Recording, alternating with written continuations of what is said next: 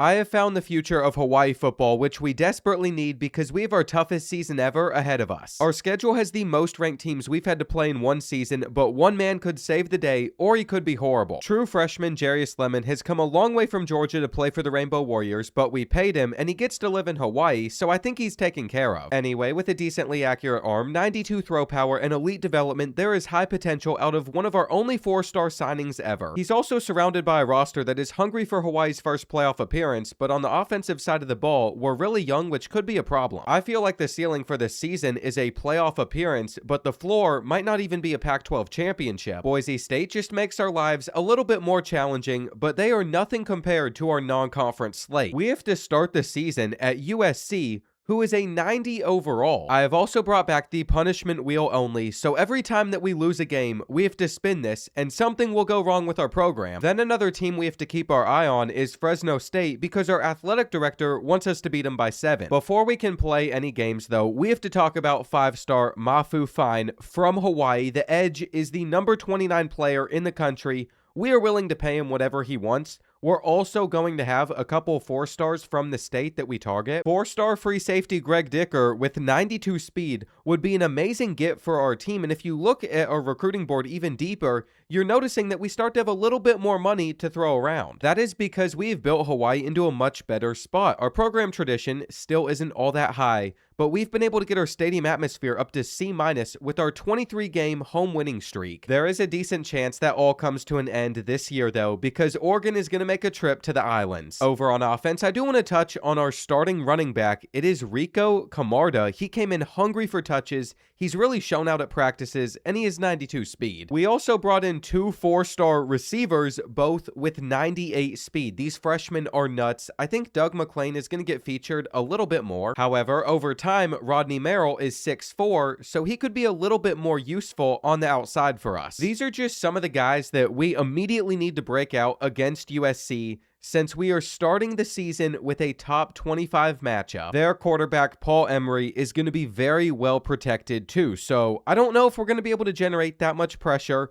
Fortunately, outside of Steve Watford, they don't have a great running back core. They still have a couple really solid receivers, though, and it's USC. No matter what, they're going to be a challenge. We are now a couple seasons removed. When we were able to pull off the upset with a field goal against the Trojans, we're looking to do it again. I really just don't know if it's going to be possible for us with so many new faces, but we are ready to get out there, and we're ready to cause a little bit of chaos. We will not be starting with the ball, though. We will not see all of our new offensive players first. We need to get a stop, and they are returning this kick, potentially for a touchdown. This cannot be how Season 6 is starting for us. It's already going poorly. You know, I didn't even discuss him. That was their 3rd-string running back, Caleb Heller, with 95, 96 speed. I'll admit, I saw him for a second when looking at the rosters, but I thought he might be a non-threat. Ronnie Malik, the 2-time Jet Award winner, had nowhere to go. There is one of our new faces, though, Rico Camarda at running back. I think we're all a little bit more excited for Jarius Lemon. He will have plenty of opportunities to shine in this game, and that's a good first carry. Here on 2nd and 5, we are just going to be looking for a quick read to Ronnie Malik. He can't turn upfield. I wanted to get the ball out fast, though. It is a good first completion for him in his career.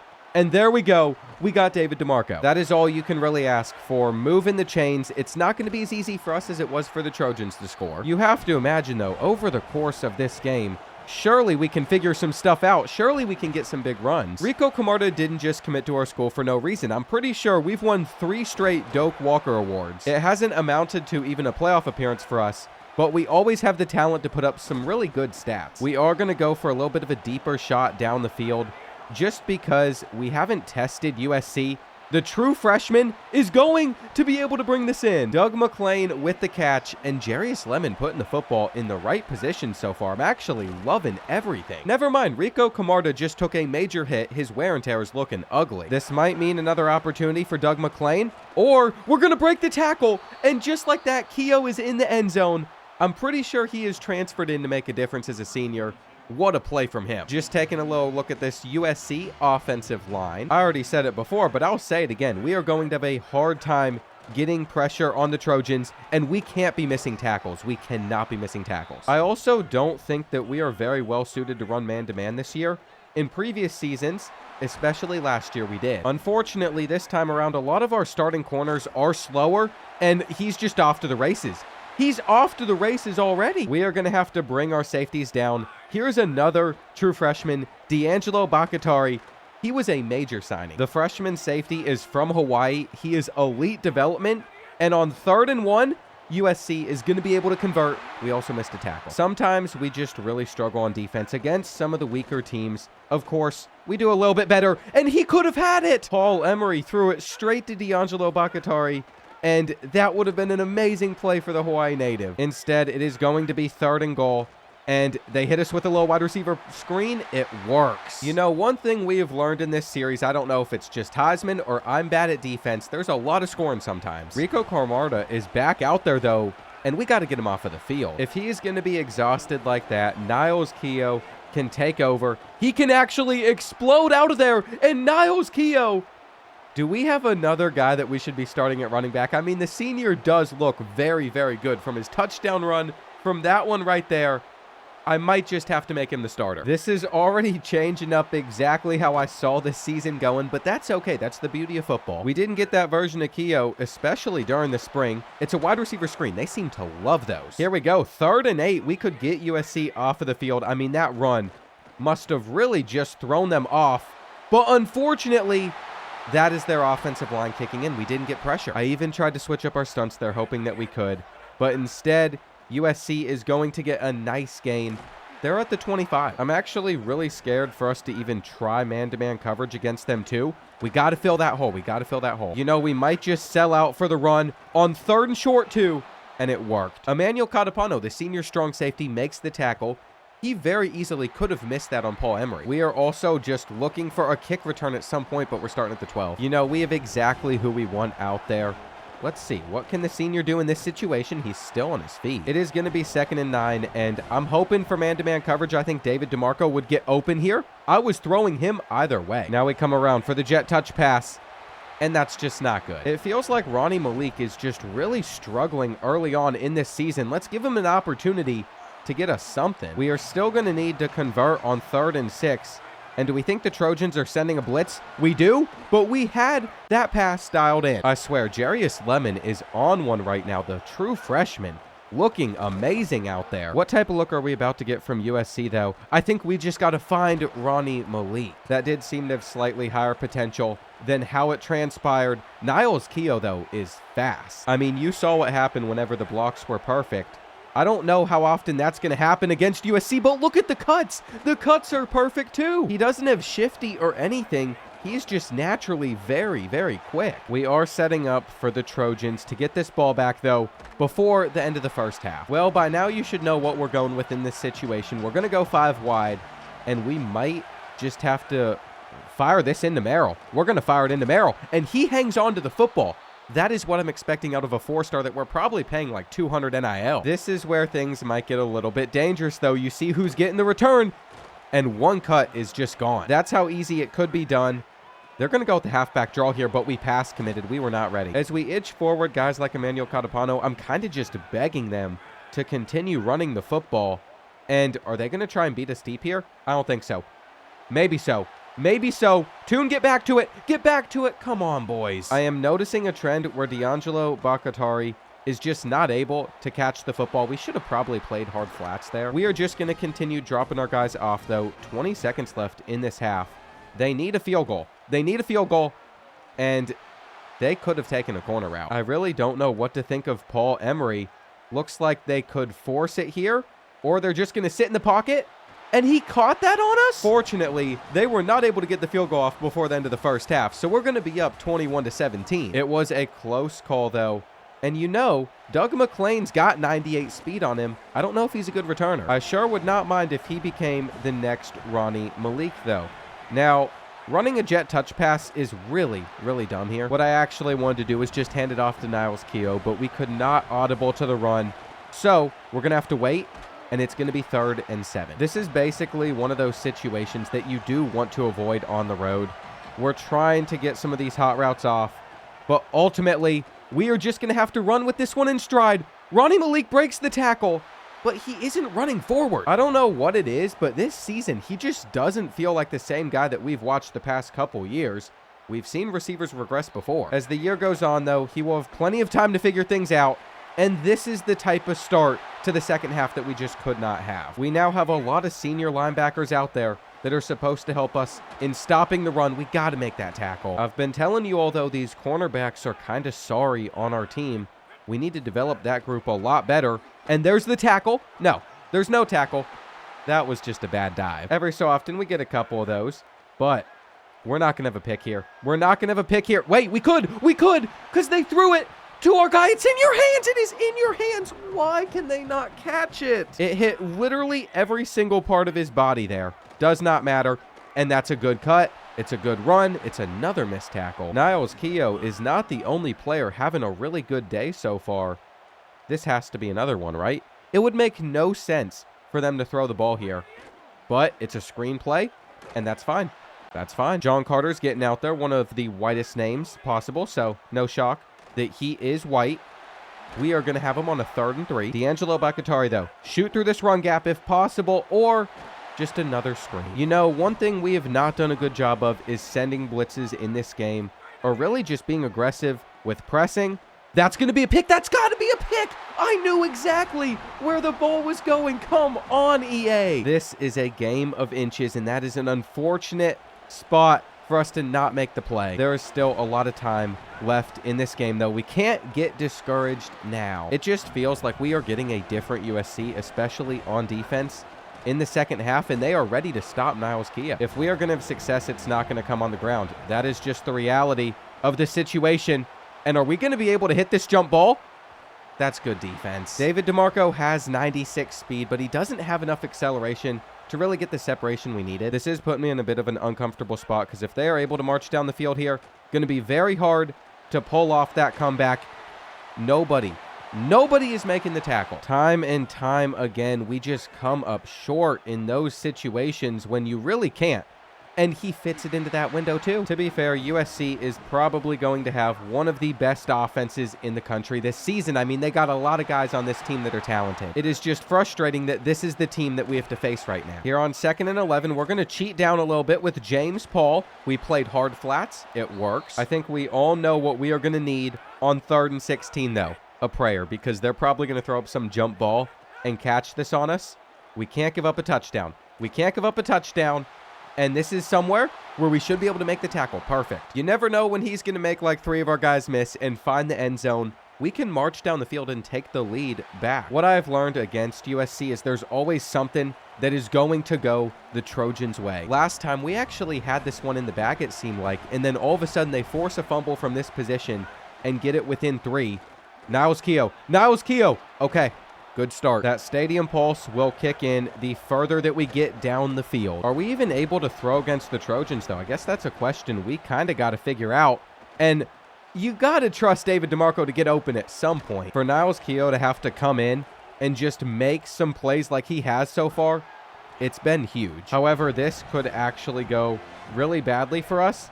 We're just going to have to scramble. We're going to have to scramble. I think it's 4 down territory. I think you run the football here. And then if the run goes well, you're at the 20. If it doesn't, well, we would have just gone for it on 4th down. Look at how many guys they just brought over, though. I have a feeling that we're going to see some man-to-man coverage. And I feel like Jarius Lemon is going to have to deliver. I think he can deliver. I think he can deliver. I think he can deliver. All right, we are going to give USC a few minutes to just get a field goal if we score a touchdown. But there's no other way to handle it. We cannot even think about that, though, if we're not able to score. And that's why Jarius Lemon stepping up as a pocket passer and just making sure the ball gets over the line is a major deal for the freshman. Have you gotten the point yet that he is a freshman quarterback that could be our future? Because I tend to say it a million times when trying to reiterate that. Not this guy. Not this kid. All right, if we could get like a wide receiver screen here, maybe we make a play. Got to get off of that block. You know what? We at least slowed him down. That's better than nothing. The second he can turn up field there, the worse it gets for us. We played hard flats. We were pressing. What are we going to do on 3rd and 2? We're going to bring the heat. We are going to bring the heat, and it didn't work. As long as we continue to make every yard hard for them to get, I mean, that's all that we can really do. Here on 2nd and 14, it's a quick screen. That's a good play call. I was honestly just scrambling to get our defense where I wanted them to be. And are they going to be able to beat the press? Why can't we pick it? Here we go. This could potentially be the game right here. We're stuck. We're stuck. No, we get back to it. D'Angelo Bakatari, the freshman from Hawaii, isn't just going to get the pick, but he's going to get a pick 6. And we're going to give the Trojans another chance. This is one of those situations where you come out, you see the look the defense is going to give you, and we're going to decide to call a timeout. I was willing to go for it if I liked what I saw. I didn't, though, and I think it is important that we show our defense that we can trust them. An 8-point lead. Even if we somehow give up a touchdown, there's a 2-point conversion they need. Let's just have some faith in this team, and they're running. First play. I find that to be a very interesting call. Just a fast read to the outside. That at least makes a little bit more sense. On 2nd and 3, we are stuck on James Paul, and I thought we were playing hard flats. The Trojans are moving down the field a little bit faster than I would like. They continue to run it too because they can, and we just got to force him out. You could argue giving up the touchdown, but I am not willing to do that. Even if it gave us a chance to hit a field goal, that would be just a major mistake. Even if I considered it, it would have been a huge mistake because we could still stop them.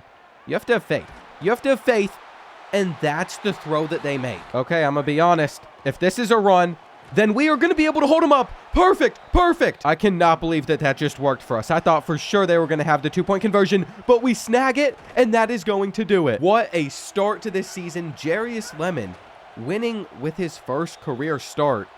The Rainbow Warriors have found exactly who they need at quarterback, and I'm hoping that it only gets better from this moment moving forward. Niles Keough did save the day a little bit for him. We are not going to ignore, though, 14 for 15. No interceptions. That is still doing something.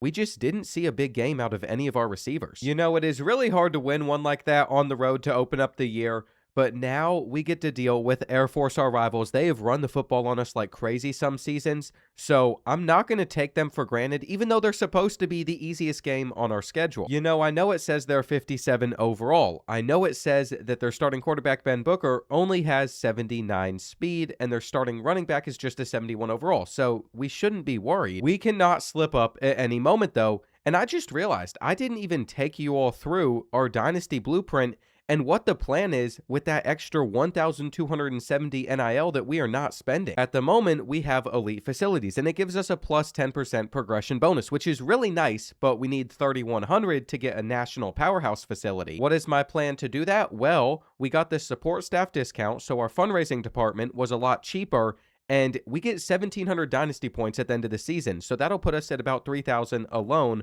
We're also reducing some NIL expectations. When it's all said and done, I think our books are going to give us enough budget to get those facilities. However, we might not be able to break the bank for some of these 4-stars that we really want. I'm not just going to extend our offer and give them a lot more NIL. We should also touch on the fact that Rico Carmarda is going to be fully healthy for our game against the Falcons. He was just knocked out of the last game. It doesn't mean that he's going to be starting for us. He is still losing his job, but he will get touches throughout the season because we're paying him a lot of money. I really wasn't expecting Niles Keough to feel the way he did whenever you run the football with him. That was such a nice surprise, though. And shocker, our stadium construction is still not finished because realistically, EA's new feature for this game just doesn't work still. I don't know if we're ever moving into a new stadium. You know, at least we should have a good day on the field. This was our last meeting with Air Force. You'll notice, though, our win streak is only 1 against them because the season before that, they were able to shock us. They can run the ball. There is no question about it. On 2nd and 4, they keep it, but they're not going anywhere. Angel Lecrae with a nice little play there, and on 3rd and 9, we can expect them to throw it. Dropping back, it's a wide receiver screen, and he is going to be short. You know, moments like this are where Ronnie Malik could prove that he still has it going into his junior year, and he might actually still have it. He might actually still have it. He is not the 2-time Jet Award winner for nothing. That's another kick return that he can add to his repertoire. I'm going to be honest, I was kind of proud of myself for using a bigger word there.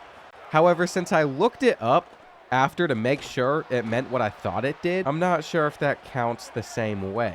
On 2nd and 10, we are just going to go for the sack. It was a little bit of an aggressive move. I just wasn't thinking the Air Force was going to go through the air there, though. 3rd and 8. It's just a wide receiver screen, and he fought for it, but he's short again. How unlucky is Air Force? We should have known they were going to do a wide receiver screen on 3rd and long. Both times, they've gotten to a 4th and inches, Is Ronnie Malik going to do it again? No. There is such a huge overall discrepancy between our team and theirs, though, so this makes sense. This feels like a game that we are going to own, and I think it's a good one for us to throw it a lot. Jarius Lemon is not going to get better by simply just sitting back and handing the ball off. I'm willing to let him go to the air a little bit more, though. 3 plays already, and he's going to need to make a good throw on 3rd down. He found Doug McClain. I just have a feeling that we are going to obliterate these linebackers with our offensive line. Niles Keough gets 6. We really have worked up front to make sure that we win this. Maybe not, though. Air Force is showing a little bit of nice resistance. They aren't guarding David DeMarco underneath. It's a little bit of a bold strategy, and for them to send a blitz, that's an even bolder strategy. Will Air Force get their first down of the game? That was the question. The answer is no. Ronnie Malik also already has 2 touchdowns in this one. He won't find his 3rd, at least for now. Jarius Lemon is just going to scan the field. He's going to throw that one. We make the catch. It's going to look like a ridiculous play, and it still was, but I was playmakering there. Ronnie Malik just refused to listen. But when he's having a generational game, it's okay. What we are witnessing right now is basically just him making up for last week.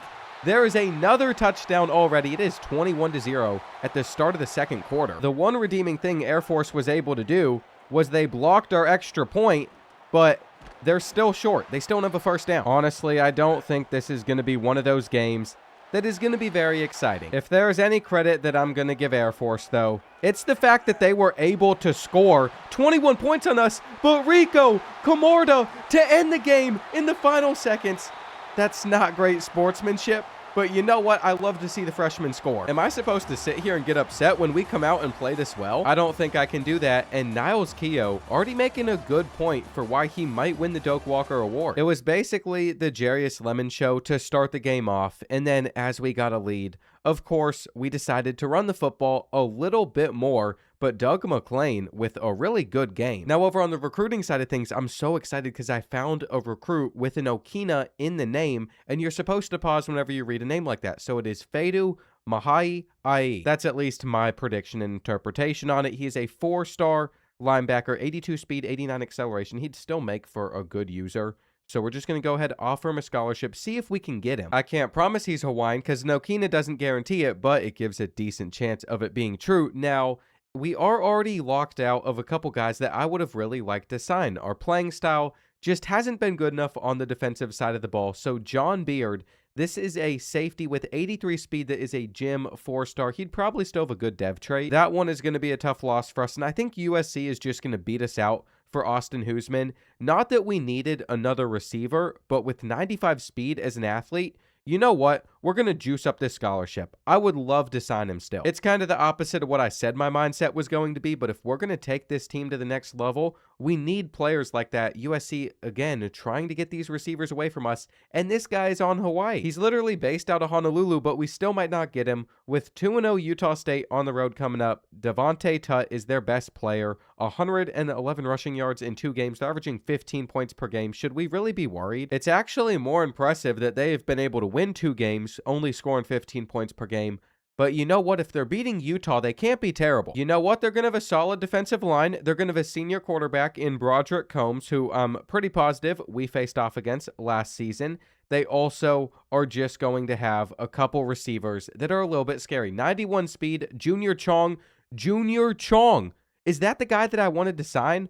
Or did he just stay there? Okay, he stayed with Utah State. You know, the more I think about it, the more I remember Utah State was one of the best Pac-12 teams last year. I think we only beat them by 8 points. That was on our home field, too. Now we have to travel to their stadium. We're coming off of a little bit of a turn-up game against Air Force. It was very easy. I can't always say that is the best of things, though, because we're not as locked in as we had to be against USC. We got to snap right back into playing really well. I forgot how expensive some of these players are going to be at the end of the season, though. I mean, with David DeMarco being an 88 overall, he is most likely going to want to transfer somewhere different. Niles Keough, first carry of the game. He doesn't have the speed to end the run. He is somehow still out there on the field, too. I was actually really hoping that he would get a breather for a play, and then we could get someone else in, but it's okay. Rico Camarda could have feasted, but we will live. We're just going to find him in the flat, get another first. Then we're going to be able to hand it off again.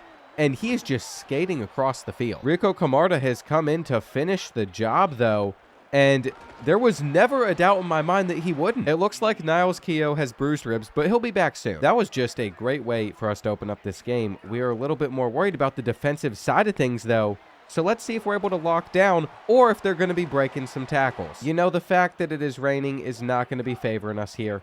They are really trying to get us to jump. Can you just go ahead and snap the ball? We're going to stop the run. D'Angelo Bakatari is becoming one of my favorite players, my favorite users. He just can't catch. He had a moment right there. He had a moment that could have turned into a clip, that could have turned into 100,000 views on TikTok, and then all of a sudden, we got a few extra viewers on the channel, but no. Instead, he drops the ball.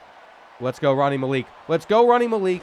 Maybe we should have kept it to the left. Either way, this is a dream start versus Utah State for us. Another interesting thing I'm seeing right now is they are pressing Merrill over on the outside. I understand he's just a freshman, but he is 6'4". He's not a baby. It's really hard to hype him up, though, whenever he is dropping what could have potentially been a touchdown. We're actually going to climb the pocket here and take the sack. All of that for a punt that is most likely not going to pin them back anywhere. They're going to have a chance at a return, and they get to the 28. Maybe our confidence was a little bit too high after we were able to stop Utah State.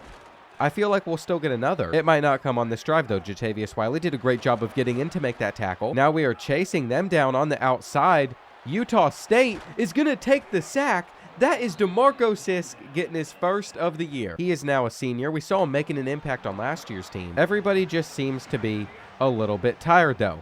We are going to start this drive with a drop. The rain is not favoring an offense that wants Jarius Lemon to sling the football a little bit. So we hand this off to Niles Keough. He's going to get us a few, but what we are really hoping for on 3rd and 7 is some man-to-man coverage so we can put that on the money. Tommy Hay was able to lock up, though, so it accounted for nothing, and that was a horrible punt. This is a shockingly bad offensive game after what we were able to do really the last 2 weeks. I guess the third quarter wasn't good against USC. Everything else was, though. I thought we still looked good on offense. 2nd and 1, this is a run. Has to be a run, right? I guess not, but we're going to force the drop. We are also going to run commit here. I just refuse to believe that they are not running on 3rd and 1. It's an option to the outside. Good choice to keep it. Broderick Combs just put us in a rough position there, and that ball was just out of reach. Well, we know what's probably coming, and we're all over it. What will they do on 3rd and short, though? I kind of assume that they're just going to pass the football. I guess we're going to be running it. That's fine. We are going to send a blitz on 4th and 1, and we are going to be all up in there. Utah State has set us up at midfield. That is huge in a game where defense is going to matter. You know, I am really starting to doubt some of our offense, though, with the way we're performing. Fortunately, we're going to have this catch to get us to the 40. I do think there has been a couple shortcomings since we just dropped a couple balls. Maybe we can blame the rain. I don't want to. Another explosive run out of Niles Keough, though, that breaks off for 40 yards, and that's going to put the Aggies in a really tough position. What you really want to do is just get him running downhill, and he'll bounce around. I have a theory, though. With all the running that we've been doing, now we mix in the play action, and we had him. That's a tough one because what we wanted to do was open, and we're still going to keep the drive alive. It was just a nice opportunity for Jarius Lemon to make a play for us, and instead, we're going to go to the air for 2. I do feel like Pat Tapp, our senior tight end, really hasn't been utilized much so far this season. That is going to change right here. We are then going to immediately try and throw it, or we'll just scramble in for the easiest touchdown ever. You have to feel for Utah State. They've had a little bit of a rough game so far, but the rain is stopped when they get the ball. It cleared up so much so quickly, and maybe that's going to help their offense out. I do think it'll be very interesting to see how they are able to handle our blitz on 2nd and 7. I guess they were prepared. Maybe the senior quarterback isn't the one that we get too aggressive against. He has gotten his team down to the 31-yard line with 2 minutes left in this first half, and it is going to be another run. Here on 2nd and 8, we're watching the flat. They decided to go to the other one, though. I would have loved to get a pick. We're basically just waiting for our opportunity. And did they run it? I mean, they were set up in a formation where it would have been hard to throw the ball, but settling for 3 is a very interesting decision. They've also given Jarius Lemon 48 seconds to cook. How much is he going to be able to do in this time?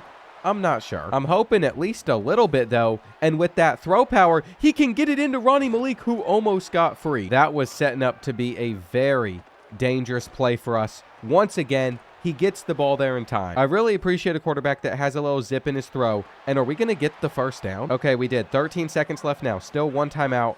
We are going to have to kick a field goal at the very least, but if we could get out of bounds here, there is a chance where Pat Tapp somehow gets open over the middle, and we throw for a touchdown.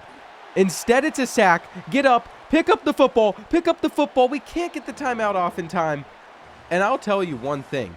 He fumbles the football a lot more than you would think. He did against Air Force twice. You all didn't even see it because it didn't really affect the game at all.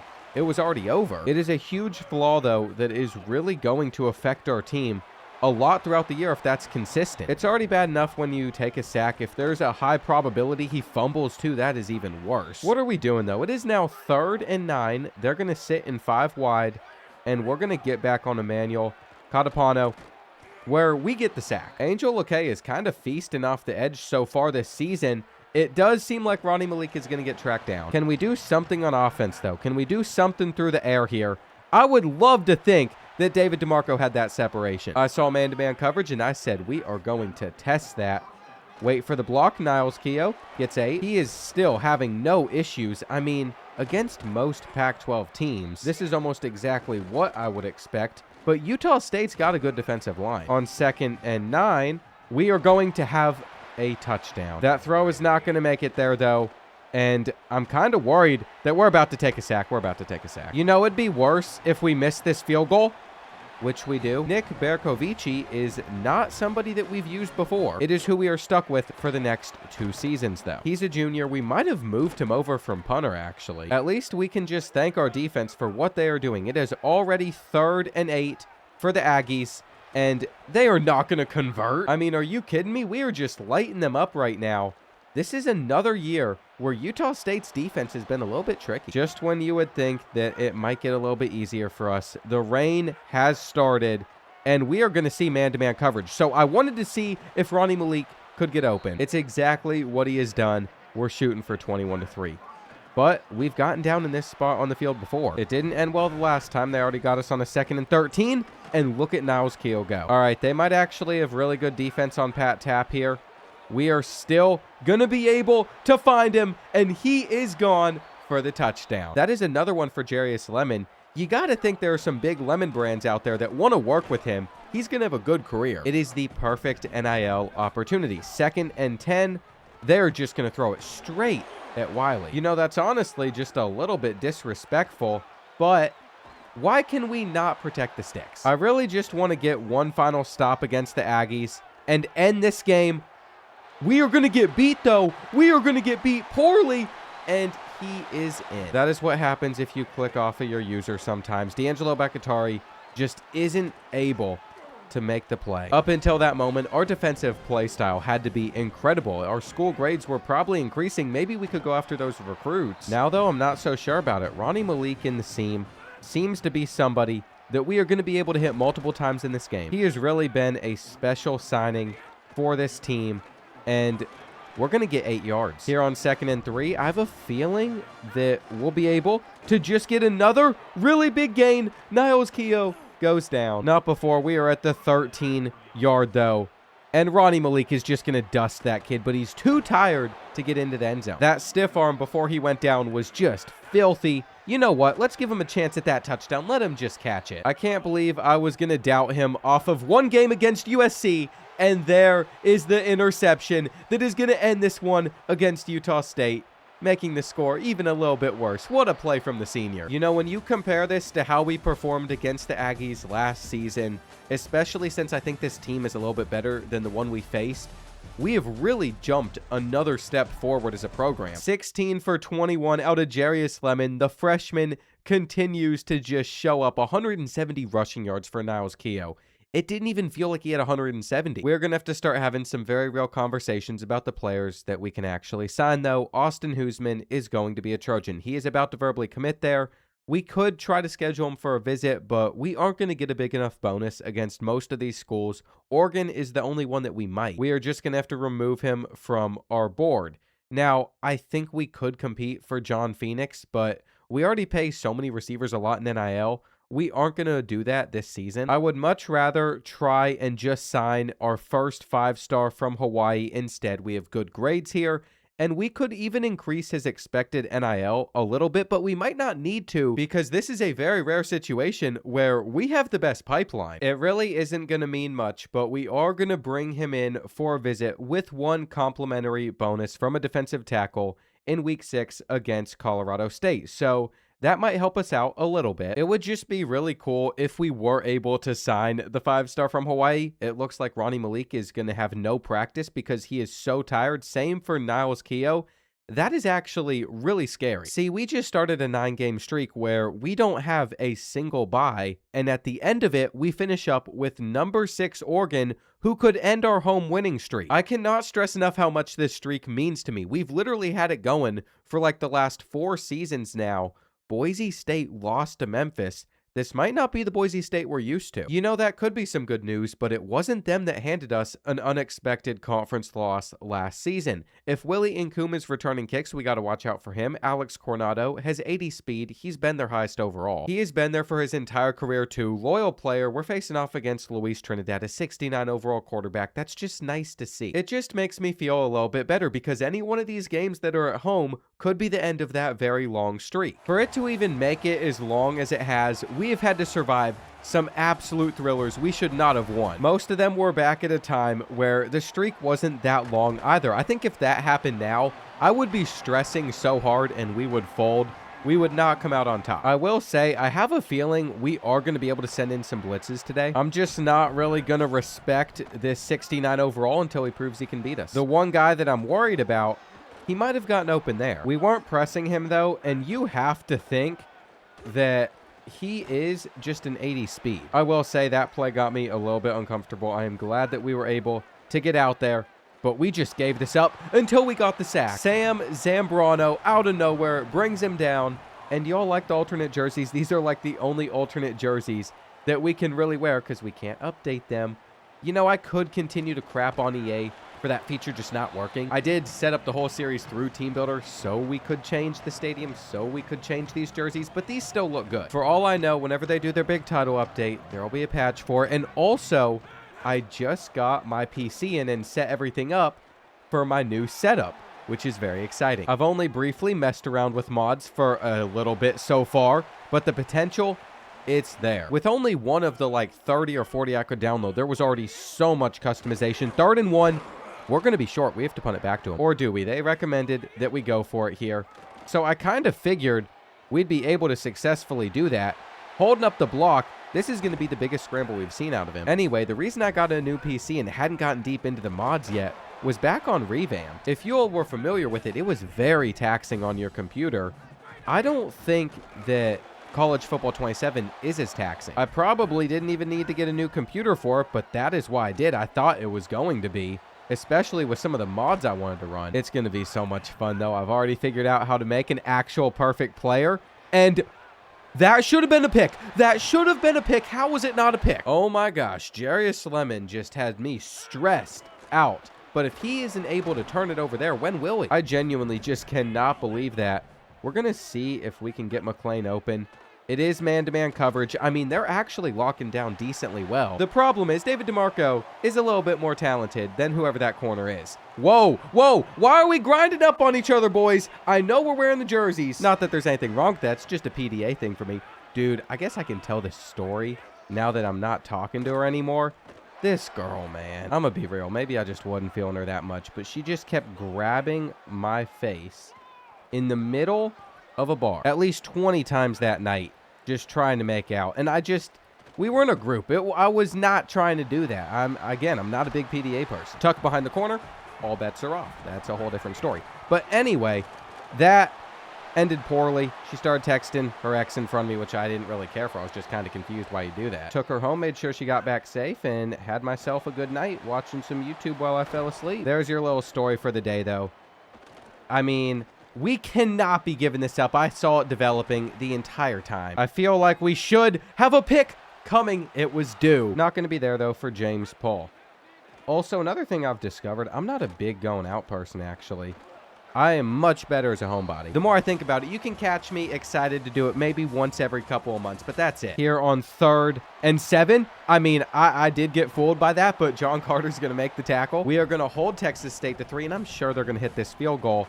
We also missed our extra point, not because I missed it, but because it got blocked. I might be a little lazy and sim an extra point that takes about 5 seconds, and that's a mistake when you have a lower overall kicker. You leave points on the table that you shouldn't leave on the table. So that just lets me know we cannot simulate any extra points this year. We are looking for a really big play right here, though, and we had him so open. I saw it late. Fortunately, we still find McLean. That is just good vibes right there. Now we can hand this one off. Juke? Okay, maybe not. We just are in control of yet another game. You know, it was the right decision to move on from the Mountain West. The poor Pac-12, though, we have kind of owned. There it is. It's going to be 3rd and 10. And you know what? Let's give it to the 6'4" freshman. He is going to be able to catch that in the end zone. I was hoping that he went for an aggressive catch, but he had enough separation on his man. It was placed in a good spot. We continue to remain on top. Now, we are going to get split there. We are going to get split there, and we deserve to get split there. Unfortunately, if we are going to bring Emmanuel Catapano so far down, we need to go from a cover 3 to really just a cover 2, so it looks a lot more like this. We have this user over the middle, and we get places. This is actually kind of easy to adjust this year. You just hit a couple buttons. Last year doing that would have taken me like 5 seconds, and it's going to be 3rd and 10. I actually really enjoy this defensive look. And they have nowhere to go. Is it just me, or does this game feel like there's no chance for Texas State? Utah State at least gave me a couple scaries. I thought Utah State could go south at any moment. Texas State, we're just dominating. We might be able to run this ball all the way down the field and end the first half up by 21. Here on 2nd down, though, we are going to decide to throw it instead. It might not have been the right move. We need to convert here, or else all this talk that I have had about them, it goes out the window. You know, I actually think David DeMarco is about to get so open with this play action. We aren't even seeing if he's open. He's going to make the aggressive snag. That poor corner was so focused on his backtracking, he didn't even know the ball was there. I mean, he could have definitely gotten the hand up. Look at Texas State, though, calling a timeout. 2nd and 9. We are going to look for a touchdown, and there's a flag. I feel like we stepped a little bit too far, and that's exactly what we're getting hit with. Jarius Lemon had the illegal forward pass. Oh, well, he's still the best quarterback in this conference, and he's just going to get his touchdown right here anyway. Until Texas State shows me that they can beat 2 high safeties, we are going to sit with it. That might be the sign that they're starting to figure it out, though. Really don't want them to get 3. I enjoy being up by 21. It's going to be 3rd down. We are just going to come at them a little bit more aggressive than you might be thinking. And Sims is too slow to press. This game is going to just turn into defenses not existing, especially because they feel like they can do that to David DeMarco. He actually isn't getting as open as I think he would against some of these corners, but he has made now 2 really impressive snags for us. And I guess we are just going to be stuck with running here. From the 25, watching the drag. Let's go for the playmaker. Let's go for the playmaker, because Pat Tapp needs to get a little bit of love too. That would be the last scoring moment that we have seen in this game, though. Is that a one-handed interception from Emmanuel Catapano? I mean, this team has just come alive. We're seeing them play better and better every week. What a start to the 4th quarter. I really have just been trying to run out as much clock as possible, and we want to get out of this game. You know, another little tidbit I just thought about too, for those of you that are real ones that stayed till the end of this game, didn't just go on to the next game, that same girl I was referring to a couple dates before that night, took her to this steakhouse I really liked. She got the most expensive steak. I should have just known at that moment. Oh, she also only ate half of it. Yeah, I could have saved myself a few extra weeks on that one.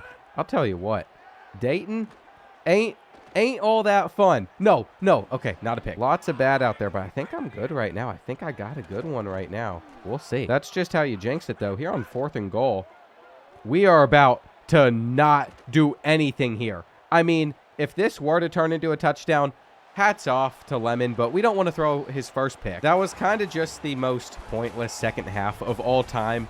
Literally nothing happened. But we got through it. We're still healthy. Offensively, it really was the Jarius Lemon show, too. We didn't even get to 100 rushing yards with Niles Keough, And David DeMarco, of course, had the biggest game. Well, I've decided to add a couple more of these 4-stars onto our Week 6 visit against Colorado State. We're going to put Greg Dicker on there, the Hawaiian free safety, and then Tyrese Harper, a corner from California. It's expensive. Those 4 visits alone cost us 160 hours, but I think it's going to be worth it. First, we do have to get through San Diego State. The fact that we're averaging 41 points per game right now, though, is just so beautiful. We continue to climb the polls. Rutgers is up here with us. Not sure how long that's going to last with Big Ten play starting soon. Now, some of their best players are cornerbacks, but 81 speed. I swear, if I see number 26 lined up on one of our receivers, I'm sending a streak down the field, and that is all that we are going to do. Josh Vaquez, he could be a decent quarterback that is hard to stop, but Jason Brink only has 83 speed, and at receiver, this kid's got 79. You know, I might not be doing myself any favors by showing you all these rosters detailed before we hop in, because if I were to lose now, it just looks embarrassing. Heisman difficulty is gonna Heisman difficulty, though. Before we jump into that game, I have to say, this dead period before football starts, it has been hard, but I've been making some of my predictions for the year on football, especially the NFL, on Underdog, today's video sponsor. Last week, I locked in Dak Prescott to throw for a lot of yards because my friend believes in him, but this week I am going to believe in my own team, the Colts and Jonathan Taylor. Considering he rushed for over 1,500 yards last year, it feels like a no-brainer he'll get a low over 1,200, but typically those are the ones that I end up missing. We will see. Underdog is available in almost every single US state, so if you want to play with me, you could sign up with code BOARD. They'll give you $50. You just have to play with a $5 entry first. If you do that, play responsibly, and let's get back to the video. Now, we've made it out to San Diego. This is actually the city I think I want to go to the most in the US. All I've heard my whole life is how beautiful San Diego is, and I've now been to San Francisco, Fresno, Los Angeles, but I've not been to San Diego. That is the next spot to go in California. I can't stress enough how badly I would love to get out there. Now, we're already getting them on the 9. I mean, this is the best way this game could have started. I'll always compliment their jerseys and helmets. San Diego, though, that is the next destination I really, really would love to be in. Not right now, though. Kentucky's actually having, like, perfect weather. It feels so good. It was really hot for a bit, but now for, like, the last 2 weeks, we've been sitting at about 80, and it's a little cloudy, and you just walk outside, you feel the breeze. It is nice. We're going to give this up. We are going to give this up. I saw that developing. We shouldn't have been in match. Not ideal, but we already had them on a 3rd and long. Anyway, yeah, Kentucky, a lot of rain, actually. But when it's not been raining, peak weather, I could never, ever live in Florida again. It was way too hot there. Some people really like that. I am not some people. I did not enjoy being outside unless it was like 10 p.m. or later. We are going to give up the drag once again. Just some good play calling from San Diego State. We're not able to take away every option, and they're getting enough time to find those options too. D'Angelo Beccatari, it is time for you to get another big user play. Sometimes you can be a little bit too early, though, and I just can't get there. It does seem like he has this robber ability, which could be really good. I think it allows you to move faster in zone coverage. We might not be able to just walk through this one, though. The Aztecs have come alive from the start. You know what I called out, though. You know exactly who I am staring down. If we get any type of man-to-man mismatch, you just wait. You just wait. Actually, hang on. I mean, David DeMarco is gone. David DeMarco is gone. He was not dropped back far enough. The same thing that we've been beat on, we can beat them on. The wildest part is I'm not sure how many quarterbacks we have had that could actually accurately and consistently make that throw. It is a new era for us, and they dropped it. I mean, that's just a bailout. I think their top 3 receivers were all like 79 overalls. Then they get that going for them. That's why I can't feel too bad that they just got bailed out. Let's go for a little press, though. Let's go for a press so we can get that pressure in. It was John Carter that got that sack. And now Ronnie Malik, we're going to take you to the right side. Didn't get a little acceleration out of him. I wish I could figure out how to do it every time. I'm not a pro player, though. They got it down to a science. I just accidentally do it. It's actually probably best I don't do that every single time. But we're going to have a first down. We're most likely going to end this first quarter all tied up at 7, and we're going to take 8, though. I'd also love to see a huge play just because we can. Just because we can throw it cross field. If it wasn't obvious enough already, Jarius Lemon is him. He is him. When was the last time you saw me play this well with a quarterback? This is a freshman. His stats are not all that good. I don't even know why I'm playing this well with him. You could argue the receiving core that he is surrounded with is extremely talented, especially for our conference, but he has to make those throws still. I mean, I am about as happy as I could be. Great tackle from D'Angelo. We get them to a 3rd and 6, and you know what? We are going to sit on James Paul. We're going to wait for that corner route, and they find the little space. I feel like D'Angelo Beccatari would have been able to cover that only if I didn't move him out of position. Now, they couldn't connect there. It is going to make it 3rd and 12, and we're going to sit in cover 2. We're going to sit in cover 2 and give up the touchdown. They really do adjust based off of what you're showing them. Even though we've called a lot of cover 3, we've made it cover 2. And can we keep this play alive? No. They actually have been so smart to just not press at all either, because I am waiting for that moment still. It would just be so nice to throw up a deep ball and have an easy touchdown. Well, just like that, it is 3rd and 5 for us, and we're going to scramble. You know, it might be really beneficial if Jarius Lemon doesn't even worry about his accuracies in the offseason, because they're already really good. That is the ball that we were hoping to see out of him. But instead, he also just gets a lot faster. Pointing at all the fans in their face is just disrespectful, David. I'll tell you what, though, with the way that we are playing right now, that is the exact type of energy that we need. They literally do not respect our defense at all. If we're going to run man-to-man, we are going to need to press. Throw one tackle off of you. It's not going to get you that far, Stuber, and I am sure that they're going to go to there here. Question is anybody open? And I think the answer is no. That was just really satisfying on our part. I do think they're going to be able to find him over the middle, though. And did we not have a deep safety on that side of the field at all? This is one of those games. You just know when you get one of those games that is going to be a hard conference win. This is that. We cannot afford to mess up now. They're messing up. They're messing up. What on earth are you doing? What on earth are you doing? We're going to have a touchdown on both sides of the field, potentially. I told you, if I see number 26 pressing one of our 98 speed receivers, we are going to take advantage. That's the first time they did it in this game, and it'll most likely be the last time that they do it. 2nd and 10. You know, David DeMarco's about to be double teamed. I really don't know if we're going to be able to turn this into a touchdown or not, but we have a chance if we can get out of bounds. Why did I want to get out of bounds instead of just using one of our 3 timeouts? Well, it is very simple. I want to call timeouts and run the football. If the run doesn't end well, if it only goes for 2 seconds, well, we have another timeout at our disposal. Jump over the offensive and defensive line, though. That is exactly how you want to score a touchdown. Niles Keough is aura farming, and I can't even blame him. That sentence should have never left my mouth. We should have been much more locked into having an actual serious play there, because it's now 3rd and 12. I have to say, they have not made running the ball easy on us. We're most likely going to be looking for David DeMarco here. That's the ball that I want. That's the ball that I won. You know, it was only a matter of time before we didn't have the perfect game. Jarius Lemon isn't going to hit every throw, but we really got to make sure that we are not too far out of position with that deep safety. When you're taking a third this far down the field, you really need to be careful over the middle. It's about to be 3rd and 10. You know what, too? Let's send the blitz. Let's send the blitz. They won't know what to do. It was a last-second switch-up because we were going to sit back in some more cover 3 and some more zone, but I realized we've been giving that up way too much. This is when the chess match begins. Our defenses are actually showing up after we got to sit on some things during halftime, but how long are they going to show up for? We yelled at our players a little bit harder. Our locker room's a little bit more fear than other locker rooms. Not Penn State's, but most. We'll take this carry. 4, 10 more. Then it's time to switch up. I mean, you just could not possibly be pressing some of these receivers. We drop it? That was a dime from Jarius Lemon. He put that exactly where it needed to be.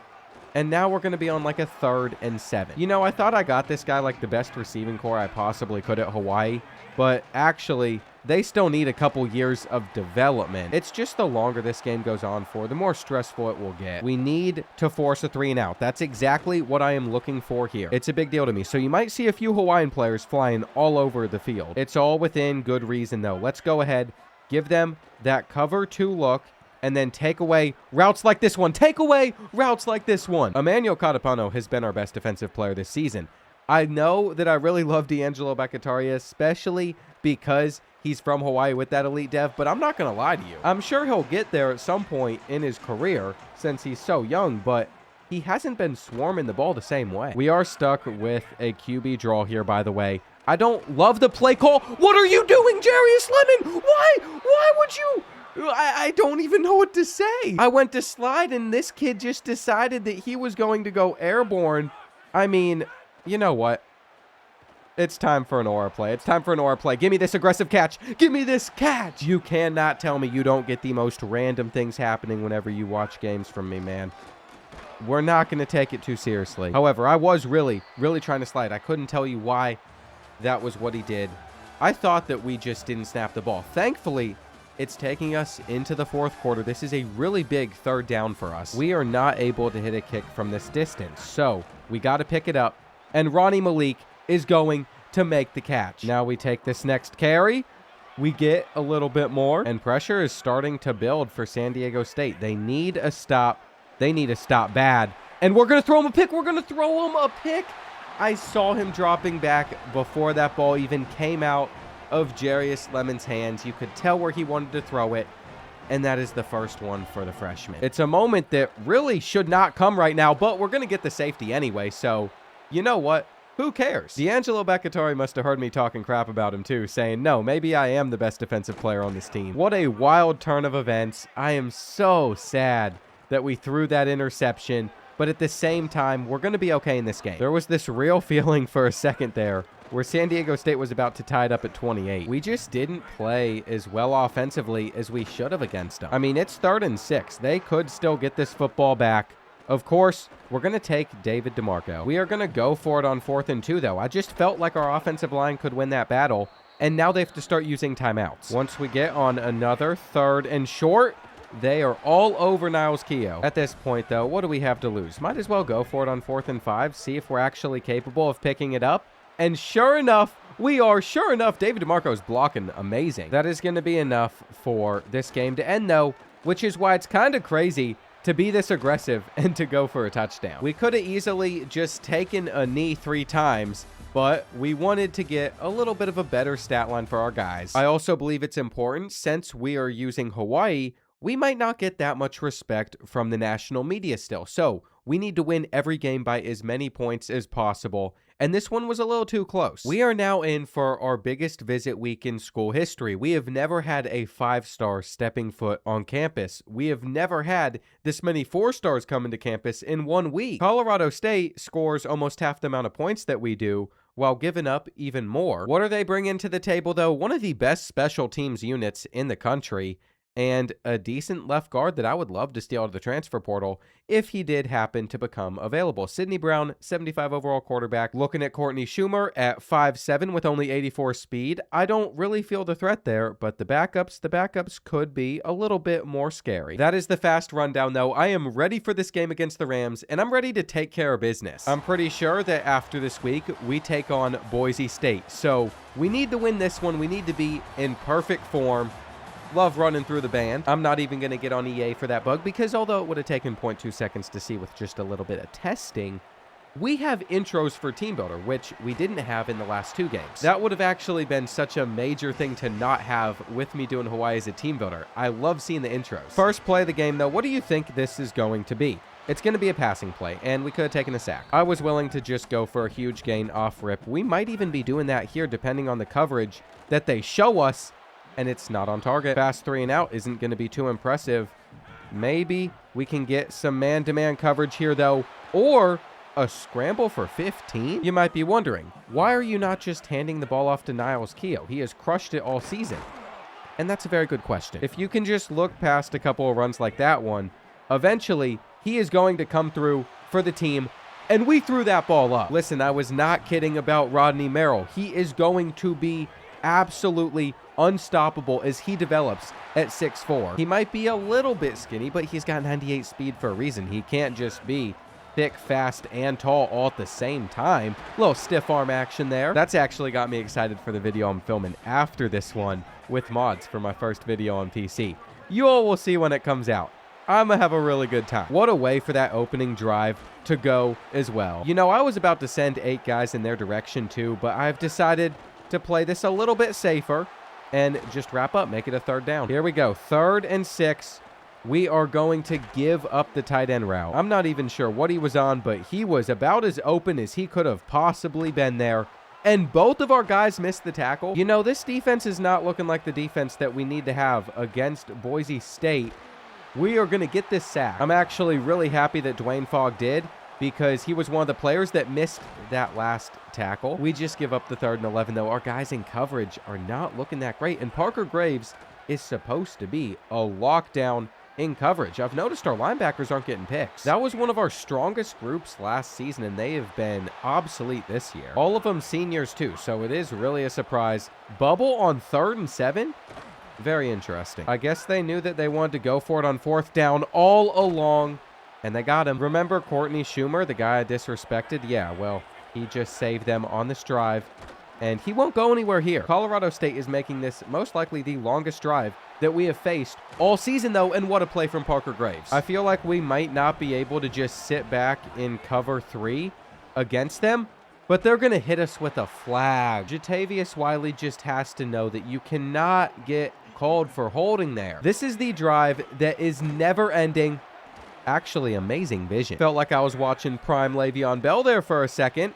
And can we get out there and miss the tackle? We can miss the tackle. You know I'll do that. My open field tackling might be worse than my vision on offense, which is a wild thing to say. It's true, though. I feel like the rest of my defense outside of that, normally pretty good. No way.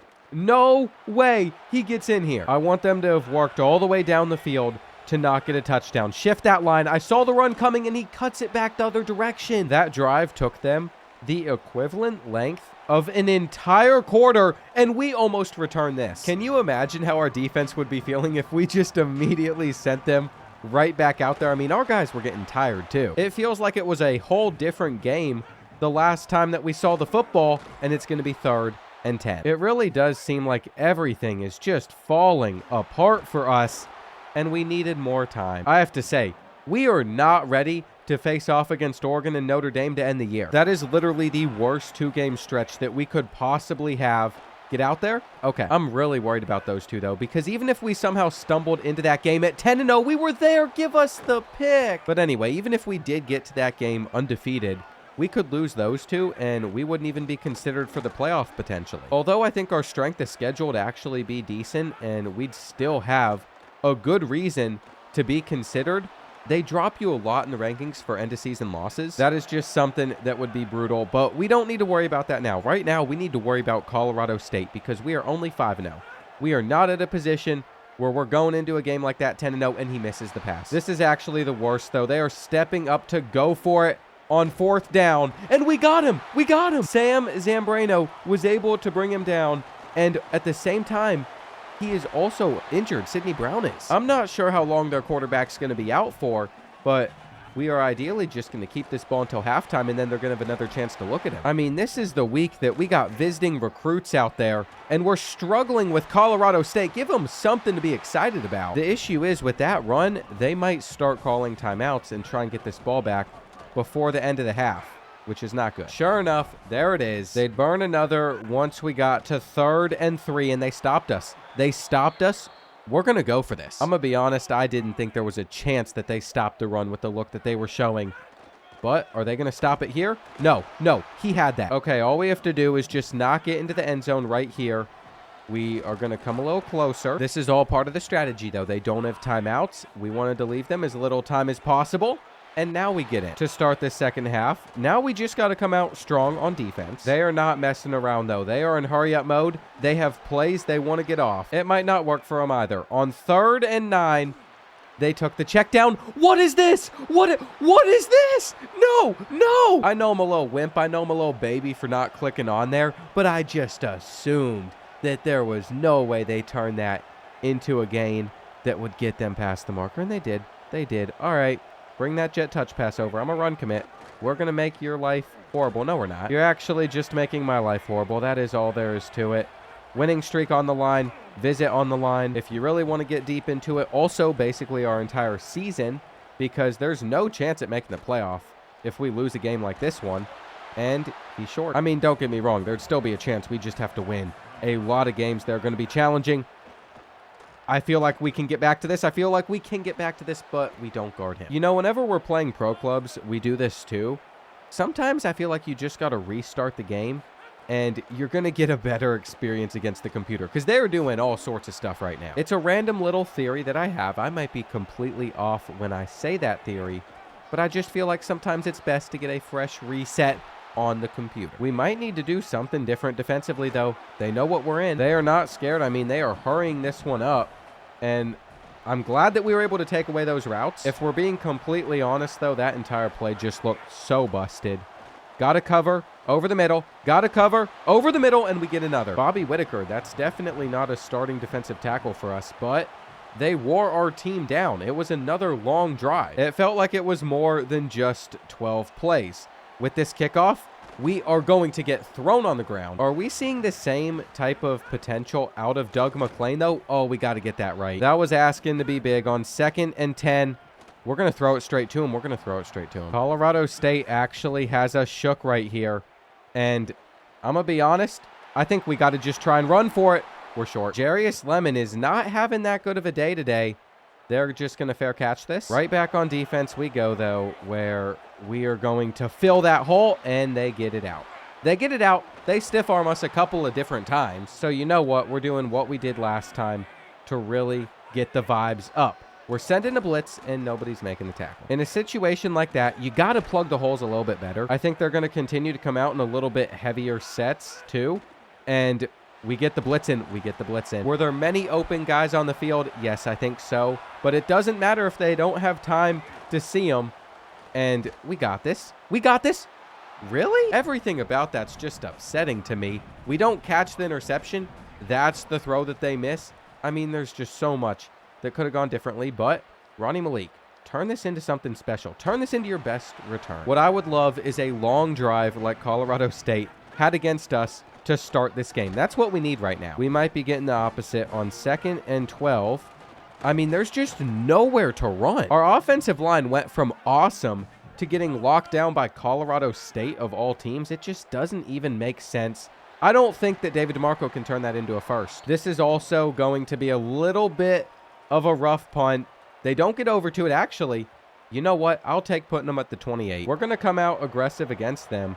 We know what they want to do, and we're falling over.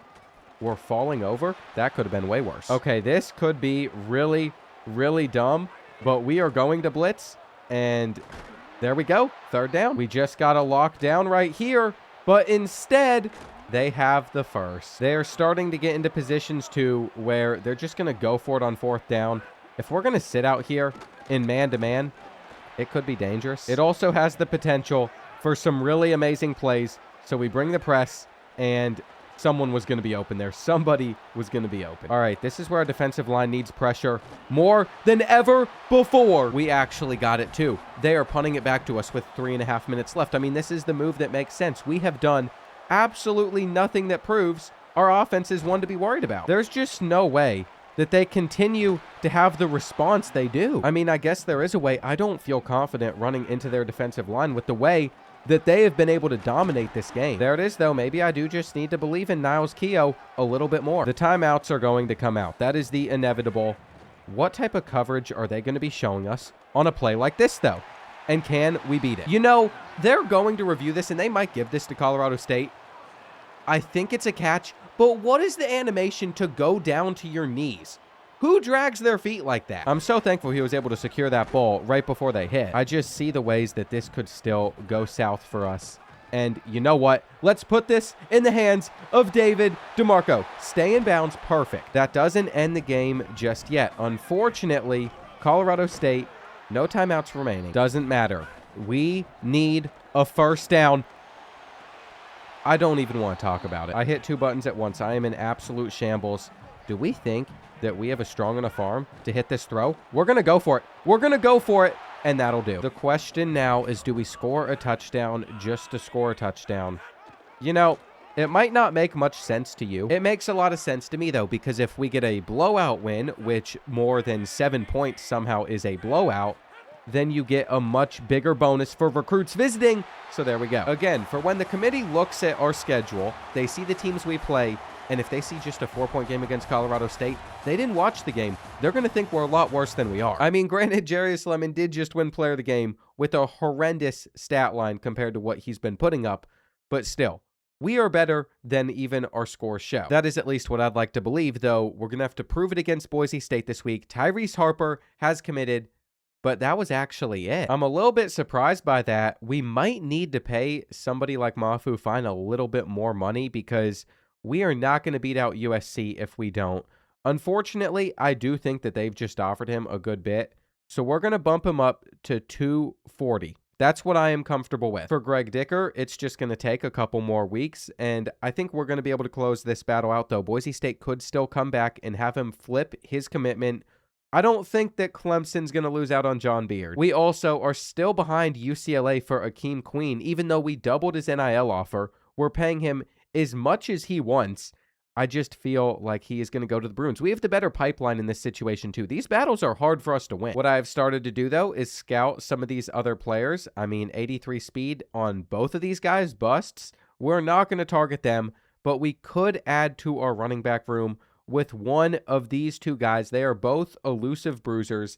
I think 90 speed and no scholarship offer just makes it a little bit more desirable to target Alani. There's also a world where we could get Legend Rust, and Legend Rust is a pretty cool name, but Clemson wants him too. You know, as bad as I wanted that high school class to come together super well, I'm not sure how it's going to work out for us. We are up to number 6 in the country. That has actually caught me really off guard. We still have Boise State, Oregon, and number 1 Notre Dame on the road. We also have that game against Fresno State. I think Washington State was the team that beat us last year unexpectedly. They're on the schedule too. Very tough ending to the season. We are only halfway through it, but at the moment, I mean, the vibes are feeling pretty good. It is not every day that you see Hawaii sitting at number 6 in the country, and I am glad that we have a tougher schedule because we really have to prove that we're this talented. Also, just in case you're wondering, we do not have anybody in the Heisman Trophy race. For Jarius Lemon, he's just not thrown for too many yards so far, and when it comes to Niles Keough, he kind of slowed down the last few weeks. He has an opportunity against Boise State to do big things, though.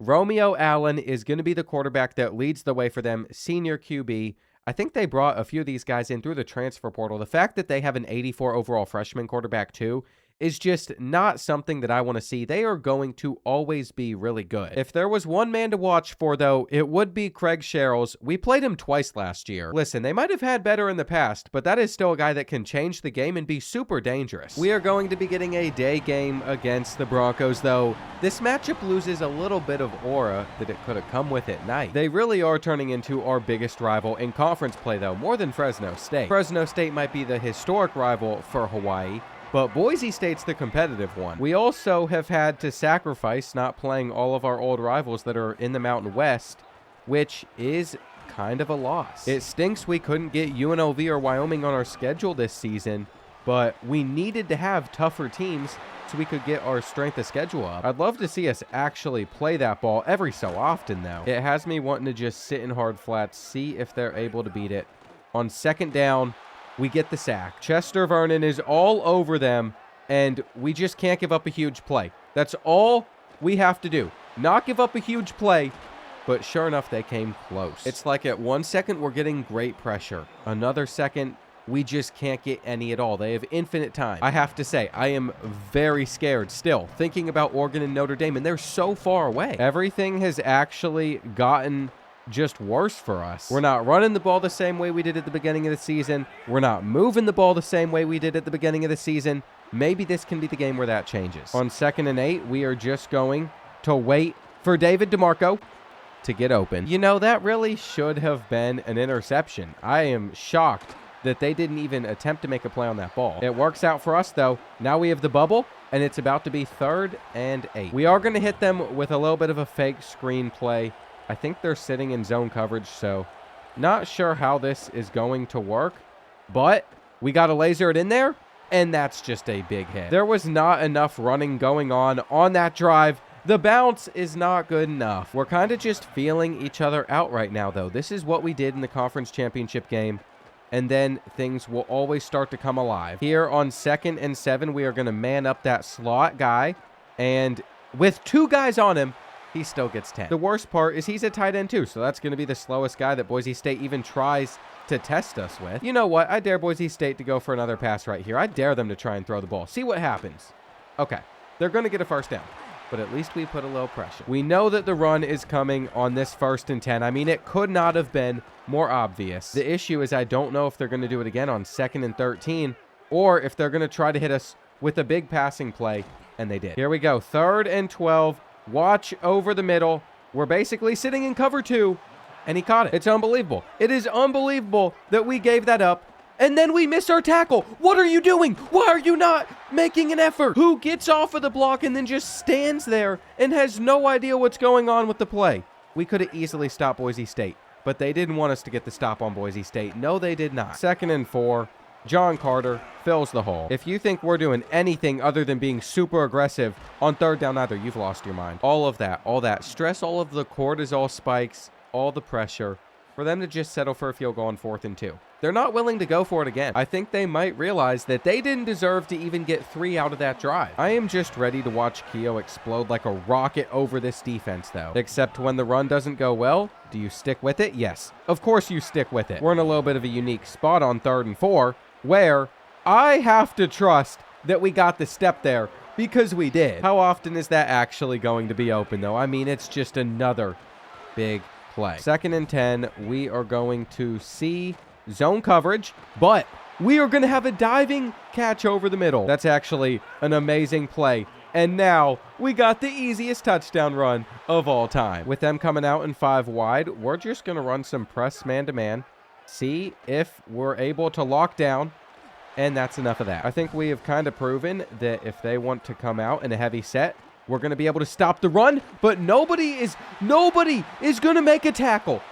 Nobody is going to make a tackle. You can't even make this up. It looked like everything was going to be fine. We were settling into the game, and then all of a sudden, we give up that major play. We are about to get one ourselves. Let's get off one more before the 2-minute timeout, too. Let's just get off a halfback sweep, or we'll cut it up the middle. Give us a first. I can't think of a feeling I dislike more than giving up a broken play for a touchdown. It's the worst, and we might have him. We might have him. Ronnie Malik, on a dime, drops it. You know, everything's making me frustrated now. We got a bunch of playmakers on this team. They're going to send a blitz or not. Okay, get open. Get open and actually catch it this time. This is not even one of the toughest 2 games on our schedule this season. We can't be losing to the Broncos. Yes, in the past it was a much harder game, but it is no longer the past. We are trying to move forward as a program. Maybe we did need to force that into some window. And, oh, we don't have him. We don't have him. We got a flag. It's on us, though. It should be, because we were trying to get back to the ball. I thought that R1 was triangle. We're just going to have to settle for a field goal when we could have gotten a touchdown. That was a very interesting first half. Not even a good return. Honestly, we've kind of fallen off with Ronnie Malik. I know he still had 1, or maybe it was 2 this season.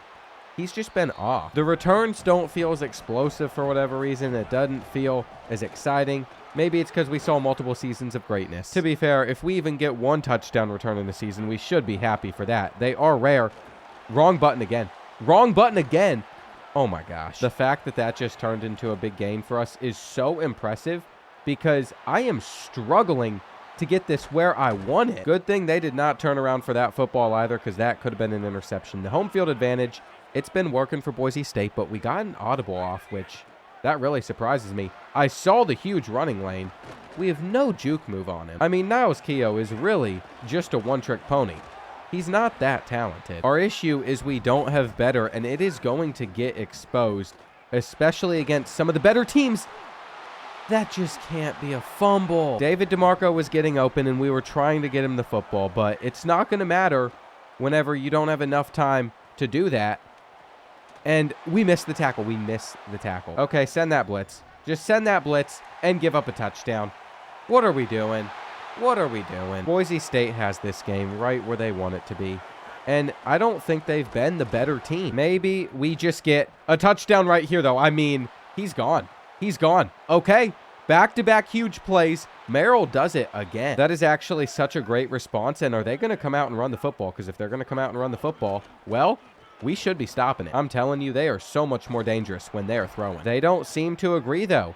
Now, we got 2 guys over there to make the tackle. They have to punt. My mind is racing, though, because I feel like we've made it to almost the fourth quarter against Boise State, and we are just playing really, really bad football. Ronnie Malik, no, okay, he's still on his feet, can't get around him. There was definitely a world where that did go a little bit smoother, but again, we are getting off the audible that we want, and they're still stopping the run. Maybe I don't even know the look that I want anymore. I thought I did. Hang on.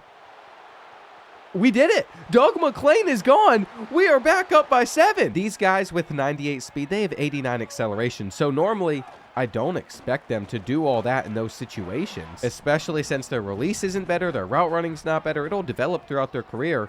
But, I mean, he just took that one and he was gone. This is going to be on us. It's going to be on us. It really stinks that is when we're able to get a sack like that in coverage. I guess that's because they knew it was a free play, though. And he's on it. Fumble!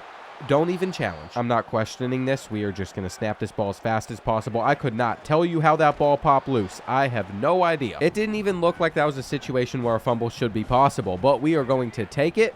We are going to be very thankful for it, and Merrill is going to continue to cook. There's just no way we're headed into the fourth quarter with a lead and the football with the way that we have played in this game. We don't have that much of an edge on Boise State. They're just as good. Maybe not. Maybe our roster actually is that much better now. I don't know. I feel like we've recruited pretty well. Even when some of the overalls aren't where I'd like them to be, they are really talented guys. And on second down, we'll make it a 3rd and short. I think just getting him running downhill is the best thing that we could do here. Now we have a tough decision. Part of me really wants to kick. Then the other part of me is like, you could easily pick this up. We could easily pick this up. Okay. With that first down, we can also take more time off of the clock. Eventually, though, we got to be able to score. And watching for that little route, that'll put us on a 3rd and 6. It is really hard to score a touchdown from this position. We're actually going to call a timeout just because I'm not a big fan of the play that we picked. However, about 6 yards out, if you give me an option to throw a slant, if you give me man-to-man coverage, well, we're going to be open. Louis DeMarco very rarely is getting on the field. It's like an 86 overall receiver, but that's because we have other guys that we want to develop. Put him in the right position just to get stiff-armed. I've heard they're really overpowered on this game, but I almost want them to stay in that way. Oh, that's got to be a face mask. It's got to be. D'Angelo Bacatari might be young, but you got to know better than that. You can't be frustrated because we already gave up a huge play. That just didn't help us at all. And they could score a touchdown before the 2-minute timeout. They still have all 3 of their timeouts remaining. This game's not over. This game's not over, and I knew where it was going. It just did not matter. All right, Ronnie Malik, go nowhere. We do have a slight problem to start this drive. Unfortunately, our center is just beat down, so we're going to open it up with the jet touch pass, see if this can get us anything. With that not working, though, I can't even change up the audible for this play, okay? It's already 3rd down. I wish I was able to hot route. Are we going to see man-to-man coverage? We are, but we went to the wrong guy. Boise State's getting the football. You know, with a pretty solid punt, they're still going to need to get like 70 yards on us. It's just when we're in coverage, I don't know how much I can really trust our defense. They are most likely not going to do very much besides throw. This is where we could make a play, though. What is happening? We just got completely flipped around with the camera angle. I accidentally player locked. That's what happened. That was one of the most terrifying things that could have happened there. Bring the blitz, though. Bring the blitz. I need them to be terrified of it, that we could bring it out at any second. Is this supposed to be a screenplay? Is this supposed to be a screen? We were there. Now it is 3rd and 10. Just need 2 stops.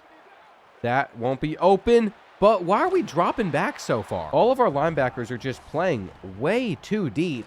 And I mean, they just look lost. I think we can all tell the touchdown is coming. I think we all know that we are going to have to make a play. Wait, maybe not. I don't know what just happened there, but that was maybe the greatest thing that could have happened. Short throw. They get back all of it. They get back all of it. And now they just called their final timeout. Okay, we are stuck on the defensive line. Not the spot I want to be in, but we could pick it. We could pick it. This has to be a sick joke. This has to be a sick joke. Okay, blitz. Blitz. Why not? Why not? Did he just get pushed back? I don't think that they are going to get this playoff. No, they are. They're not spiking it. We have a QB spy out there just in case. We have a QB spy out there just in case.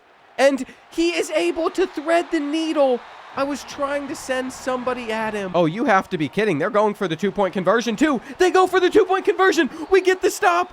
We are going to survive. Oh my gosh. I can't believe they just went for that. I actually love the aggressiveness so much. Just recover the onside kick. Okay. Once I realized that I didn't just kick a standard field goal block and they were actually going for a play, we had to lock in to get our defense ready, but we had a spy out there. We got our pressure somehow. That was very stressful. Jarius Lemon, I don't think he could have played better than he did. When it comes to Niles Keough, though, it might not be Niles Keough's season. He has been a 1,000-yard rusher ever since he was a sophomore, but I wasn't that bought into him with what I saw before the year started, and recently, he's just not doing what he did in those first few weeks. We might be making another switch at running back. We might be going back to the true freshman. Tyrese Harper has officially hard committed, so that's good news for us. George Arma, another running back from Honolulu. He has now become a Rainbow Warrior. A couple of these other 3 stars should eventually, though we actually need to start putting a little bit more into Nate. I just noticed that Mississippi State entered the battle. Well, if we bump up how much we're willing to pay Mafu Fine, we could get the 5-star. It is 100% expensive, but I also don't want him to leave Hawaii. He would come in with 87 speed off of the edge. With that win over Boise State, it was their first conference game somehow, so we are sitting at 5-0 in conference play while all of these other teams have barely played. It is just the same scheduling issue we ran into this season before. Now, Fresno State has Jaron Kilgo at receiver, 81 speed, but an 84 overall, so he can probably get open versus man-to-man coverage. They also have 2 really solid defensive tackles. I'm seeing a defensive line that might be hard to run the football against. That is the biggest thing that I'm noticing, where their offense doesn't worry me as much. We might have a low-scoring game, but it is time for us to take out Rico Camarda. He has been sitting on the bench. He will get the opportunity to start in this one and see if we can reestablish the run, because it just hasn't been there. Look at this stadium, too. I mean, this is just a huge game for both of these programs. There is a reason our athletic director is so serious about winning it. I mean, 57-49 last season. How often do you get thrillers like that? I would love to just avoid that this year. It's definitely possible. They don't have the team that they had last year on offense, but it might just be a defensive thriller instead of offense. It was hard to tell, but he did not catch that ball. So on 3rd and 7, we might give up a huge play, or he didn't make the right decision. Deep down, quarterback Cliff Longa put $5 on the Rainbow Warriors, and he just wants to come live in Hawaii. So maybe he transfers to our program at the end of the year. If he makes today easy on us, we almost had that. It is time to get the offense out there on the field, though. And Jarius Lemon, he had a good game last week. He is not the focus that we care about. Maybe he should be. Maybe we shouldn't put so much pressure on Rico Camarda. But, I mean, look at how fast he is. You can just see where that explosiveness is going to come into play for us. And he's not really open, but Ronnie Malik is, and Ronnie Malik already is a touchdown for us. Well, Fresno State, are they going to make our lives easy? It does feel like a very real possibility. Play action, and that was just a good route. We messed up. We should have sticked with zone coverage. We tried to get fancy. Here on 2nd and 6, I think they're going to go with a direct snap too, and I could just tell he was always going to keep it. Well, 3rd and short, we're just going to send a blitz and hopefully stop them, but no, he's bouncing to the outside, and he's down at the 10. I know we scored in like 2 plays, but Fresno State's offense is starting to actually work against us until we get the big hit for a fumble. D'Angelo Beccatari is actually cooking so hard. Outside run isn't going to be there. I'm sorry. There's just no way they thought we were about to give that up. We are going to drop back, take away everything, and I mean, those cuts were just so clean. Genuinely, the stick work, to watch the computer do that to us, it makes me so happy. It makes me so happy they trained the computer to actually move like a human. I would argue even better than a human, because I could not replicate that. I could try to replicate it, and I would fail. We'll try to do it with Ronnie Malik right here. Lil Hezzy into 2 players. There's definitely the threat of us throwing the ball after that last touchdown. So we'll see if Fresno State is more so expecting the pass or the run. I guess that is not the way that we would want this drive to start, but block for us. Block for us. Okay. 3rd and 4. It would be really, really stupid to hand this ball off, in my opinion. I just think that they're going to go with man-to-man coverage, so we're going to try and get a couple of these guys open. They ended up going with zone, though, and We're just going to chuck this over there. We're going to chuck it over there. I guess we were working with an option route over on the right side, but I swore that we were going to have a curl or something. Once it wasn't there, our only option was basically to just pray. On 3rd and 6, we are just going to wait on Merrill to get open underneath. There was no one over there on him. And what an ending to the first quarter. What I've seen so far with Carmada, that should have been 10. He doesn't have that elusiveness in the same way that we are used to, though. I'm really not sure if he's any better. In fact, it might actually be worse. But then again, Shifty can get activated. He can get to the outside. I'm almost positive we're working with like 96 acceleration versus 84, so they play differently. I mean, surely Fresno State's not just going to let us walk away with this one either. They're going to make it hard on us. That's at least what I'm thinking, but it's about to be 3rd and 4, and there we go. These fans packed out their stadium. They wore red just for us to come out on fire. I mean, that's not open. Jarius Lemon might have just had his worst read of the season so far, and it's 3rd down. Well, not every drive is going to go super well for us. We might still be able to save this here, but we also might throw an interception, and he caught that? He caught that? Okay. Okay. Somehow that guy has Heisman house call. I'm not going to question it. He's got a good ability. And Fresno State is right back in it. This is what we wanted, though, right? We wanted a competitive game now. I was actually enjoying the fact that we might be able to end this one sooner. I've also been enjoying the fact that we just haven't thrown interceptions this year. We can't play that well every game, though. 2nd and 8. This is going to be a run. This is going to be a run. No, it's not. No, it is not. And we have nobody out there. What a diving tackle. Jatavius Wiley somehow got there. I mean, that's for all of you people that say stop doing the diving tackles. It's a fumble. It's a fumble. I don't know how, but we are not going to let them review it. We are not going to let them review it. And Rico Carmarda is off to the races. He had the blocks. He was patient, and he is gone. This game could have gone the absolute opposite direction for Fresno State. They blew their chance. They blew their chance. We also could just have a wild 1-2 punch, but instead I'm more focused in us finding a bell cow that we can feed. Here on 3rd and 8. Running back's open. Running back was open, but we get the sack. Just like that, minute 18, still time to score before the end of the first half. If we aren't careful, though, Fresno State will see it as an opportunity to get the ball back and score themselves. Just like that, again, Rico Camarda gets a huge gain. I am telling you right now, maybe we should have just leaned on him from the start. We decided that we had to make a change. We did, and Ronnie Malik is open in the end zone. The Bulldogs have ended up laying down in the 3rd quarter. We're going to get a touchdown with Keogh. He had to get in at some point. It just got better and better for us, though. We were able to win this game by 7 points. Our athletic director is going to be happy. He should be thrilled. Rico Camarda was the star of the show, too. I mean, look at how disappointed they are. You know, Jarius Lemon might have had his interception, but through this game, we saw Ronnie Malik play really well. I'm just happy all around with how this one went. Looks like Greg Dicker is committed, but I don't think we are going to get the 5-star edge. Instead, we're signing a 3-star. It is such a tight recruiting battle versus USC. They have a Week 10 visit where they could win this one. I'm not sure how this is going to go. We also could fall behind on Greg Dicker if Boise State is able to win this week because he's going for a visit. So this is not sealed. At the same time, though, John Beard is coming to visit our school, so that could give us a boost over Clemson, who has the Tier 5 pipeline. We did lose this battle for the defensive tackle, though, unfortunately.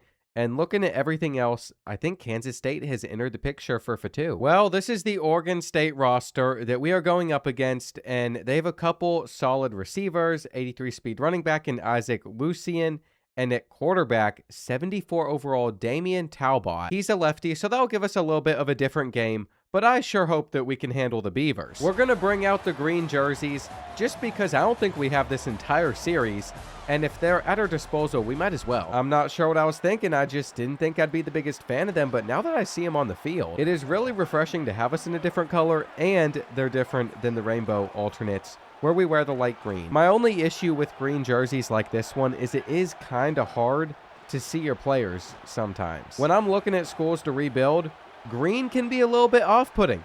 I'm sorry, Marshall. Marshall still had good moments for me, just not on this YouTube channel. They won me an online Dynasty Championship off of a Hail Mary over one of my buddies at the last second. The Thundering Herd had that going for them. I still need to get out there to a game as well. I need to have that biscuit place too. I'm trying to think what the biscuit place name is right now. I've been pitched it, man. I've seen it. Tudor's Biscuit World. It just clicked in my head. Is it as good as everyone says? One of these days, I will figure it out. All right. First play of the game. Why did you stop your route? Fine, I'll just hand it off to Rico Carmada instead. I was trying to throw the ball. Nothing really there, though. 3rd and 7. We got to lock in to at least convert. We haven't had to really worry in recent quarters. We were really on cruise control versus Fresno State.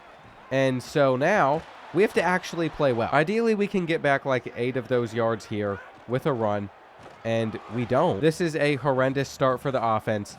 But between Ronnie Malik and David DeMarco, I do believe one of those guys is going to get open.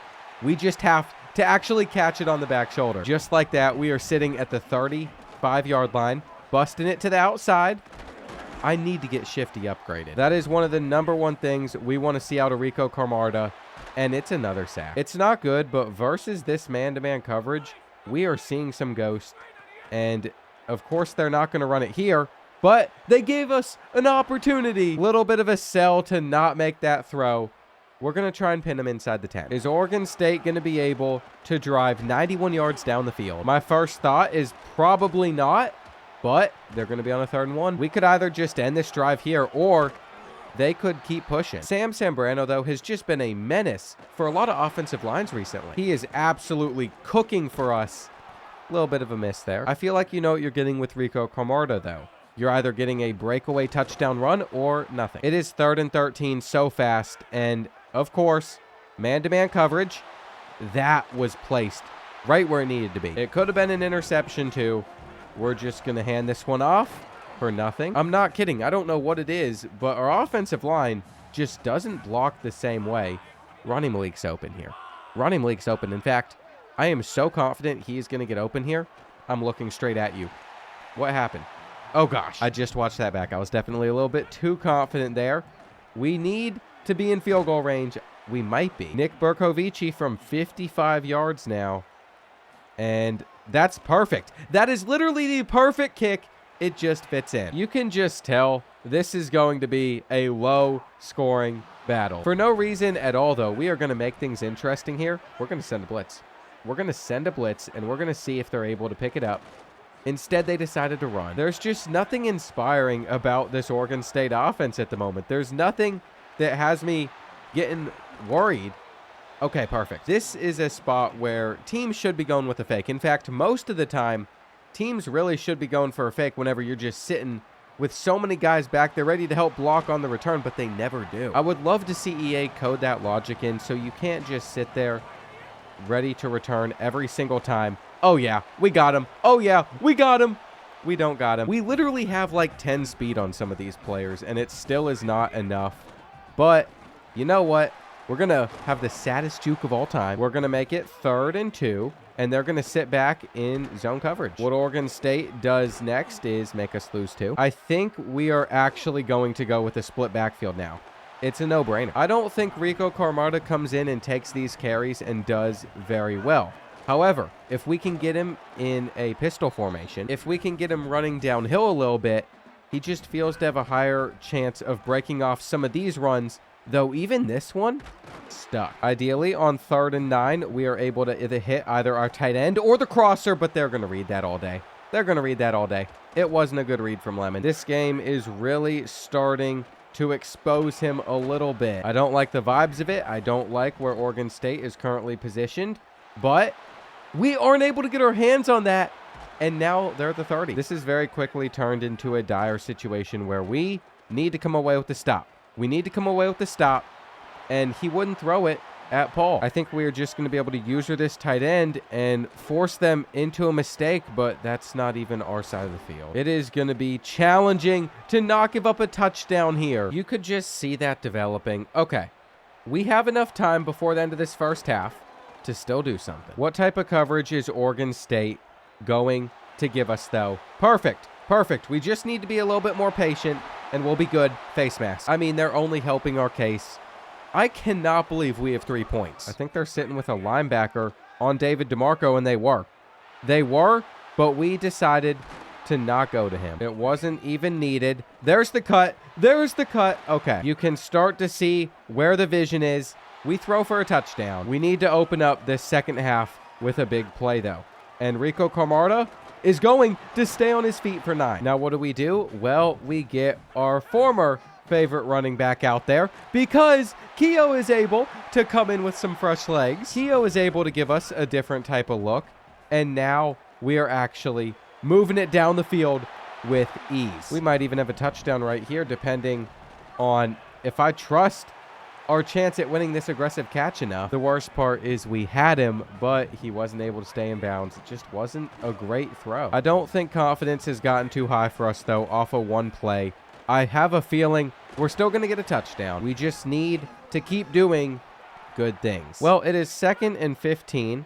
We're going to step up in the pocket and force it over to Ronnie Malik, who somehow has turned this into a touchdown himself. He is a miracle maker. It might have taken us a little bit, but we have actually woken up, and it was so needed. On 2nd and 7, they are just going to go with another run. It is kind of solidifying. The Oregon State offense has been dead this entire game. They just had one drive where things worked out for them, and they got way too much time back there. How did we not pick it? Chester Vernon must not have good hands. I mean, that was just a setup for disaster. Not a good punt either.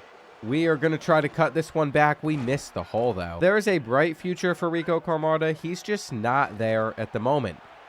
He is able to turn the corner, though, and also cause a couple guys to miss. I mean, that was a nice little play. And if we hit him in stride, 15 more. For Oregon State, they are unfortunately in a bit of trouble. We're about to apply even more pressure as you can't guard both of those guys. You have to pick one. Again, they're stuffing us. I am not even worried, though, because we have a wide open Pat Tap in the end zone. You might think that would have ended the game, but no, it didn't. Oregon State scored a touchdown within 3 plays. I don't want to talk about it. I really felt like this one was just over, but no. It's not. They have us on a 3rd and 6.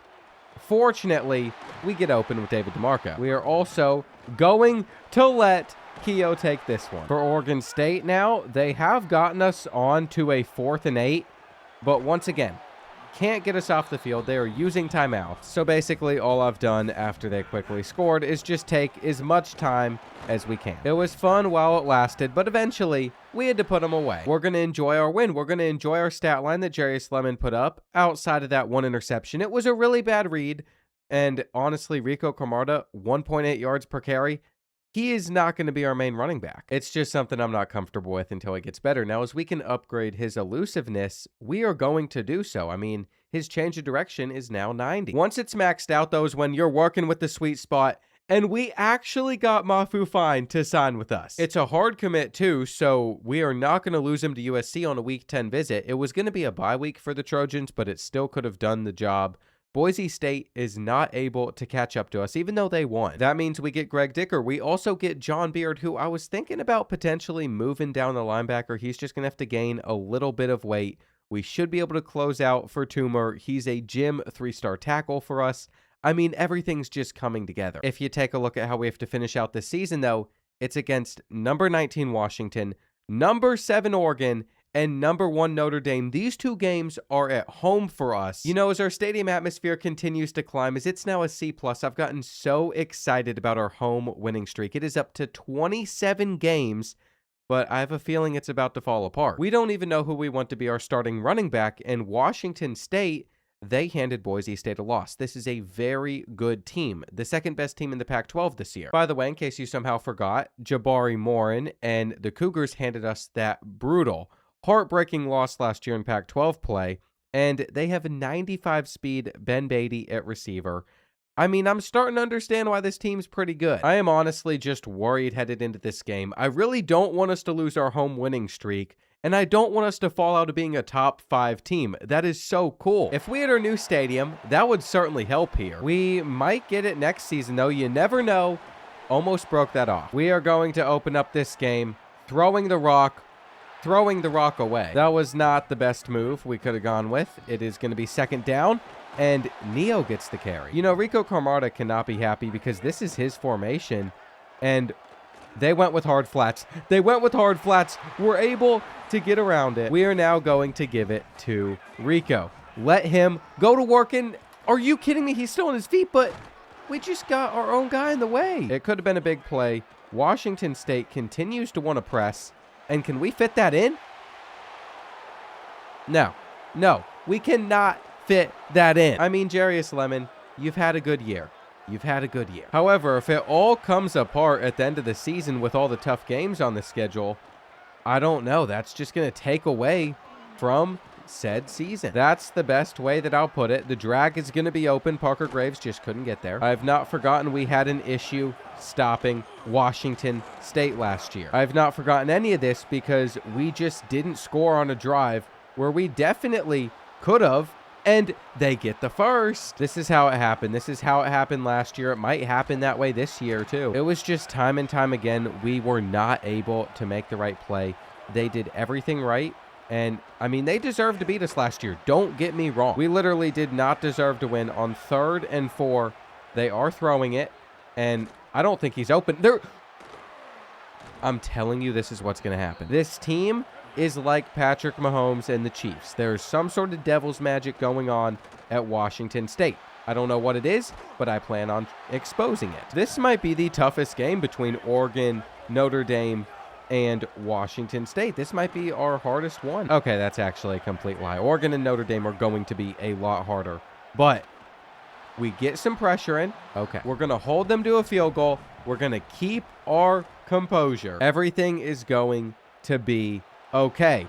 Now, taking this kickoff, Ronnie Malik is getting caught by him. Devil's magic. It's devil's magic. That's the only answer. Definitely not that kid was well fit and probably had like 89 speed himself. Definitely not. This defense isn't a threat sometimes, but other times it is. It is hard to tell what the game script is going to look like for this one, but we drop back way too far to throw that to Ronnie Malik. What's Jarius Lemon on now? His 4th interception of the year? I mean, it's still a really good year. Not surprised they are going to start getting some pressure in his way and just shedding off of the tackle. Okay, Niles Keough is back. Niles Keough is exactly who we need in this matchup. Maybe for this play, though, Rico Carmarda is the better choice because he has the speed, can't hold the block. Here we go. Will David DeMarco get open? Will they be in man-to-man coverage, or are they going to sit in zone and be ready for the scramble? You know what? I don't care. We'll go for it on 4th and goal. We'll go for it on 4th and goal. David DeMarco is open. The truth is, if we are going to beat Oregon, if we are going to beat Notre Dame, if we are going to get to the playoff and maybe even win a game, that is the type of energy right there that we have to be able to bring to the table. 3rd and 9. It's a halfback screen. We just need to make sure he doesn't get to the marker. I just want you all to know we are all seeing the same things, right? I'm not crazy. I'm not crazy. We are all seeing the same things. We are all seeing the same things. I feel like when we played them last year, EA was a little bit better about hiding it, but right now it's very obvious what's happening. We are going to get aggressive on 3rd and 3. We're going to play hard flats, and we're going to watch tight end, flag, should be. Okay, everything we did there was incorrect. Everything we did there was wrong. They deserve that gain. I would much rather that be how they find their success, though. And this run, fill the hole, fill that hole. McCracken is now injured, but they bring on like this 6'5" monster. I don't think this is really benefiting us at all. It's a QB run. Okay, that works. Wait, they're going for it on 4th and 4, and he's not open. He's not open. He caught that. Okay, frustration is kicking in. I thought we held them to a field goal. I thought we had them. Just when you think you got them, though, then they pull out whatever they do. 2nd and 13, jet touch pass potentially coming. It was. We took him out of position too. We did. I'm going to pass commit here. We're going to have a QB spy. No scramble. No scramble. No scramble. There it is. The freshman. The freshman. Keep running. D'Angelo Bakatari is gone. Who cares about devil's magic whenever you got somebody that is going to hold it down like this for the defense? I'm shocked it didn't go straight through his hands. It took 2 seasons, but we have finally watched Jabari Morin make a mistake, and he would have had another one there if I didn't get stuck. We can't get too excited because there is still plenty of time left in this game. We're going to start throwing out some hit sticks, though. We're going to start getting a little bit disrespectful. They have 95 speed on the outside. I just remembered that. Okay, hopefully we can hold it down on 3rd and 10. But we don't. We are just so out of position once again. And we might have bit down a little too far. We might have bit off a little bit more and we could chew here. No, we didn't. No, we didn't, because D'Angelo Becatore is the greatest. He's the greatest. Come on, come on, come on, come on. Use that speed. Use that stamina. You could go all the way twice. He is in the end zone. He has changed Hawaii football for the best. I say all this and he is going to break our hearts and transfer out at the end of the season, because we can't give him the money that he's asking for. I swear, if that happens, I am going to lose my mind. I will hold off on any athletic facilities to pay this man his money. Oh my gosh. Low-key, he might have made a little bit of a mistake there, but it will be completely ignored because that throw was not on target. Big 3rd and 4 for Washington State. They're trying to salvage this first half. They're trying to salvage this first half, and that's gonna be 3. That's gonna be 3. Hang on, no shot, no shot. He gets another pick 6. I just don't think he has it in him. Where were you for the D'Angelo Becatore game of the year? I mean, I don't even care anymore. What am I doing? I feel so confident in our team and our defense. We really should get a field goal before the end of the half. We missed an extra point. Interesting. That's weird. All right. Wait on the slant. There's still going to be someone else over there. Horrible play design.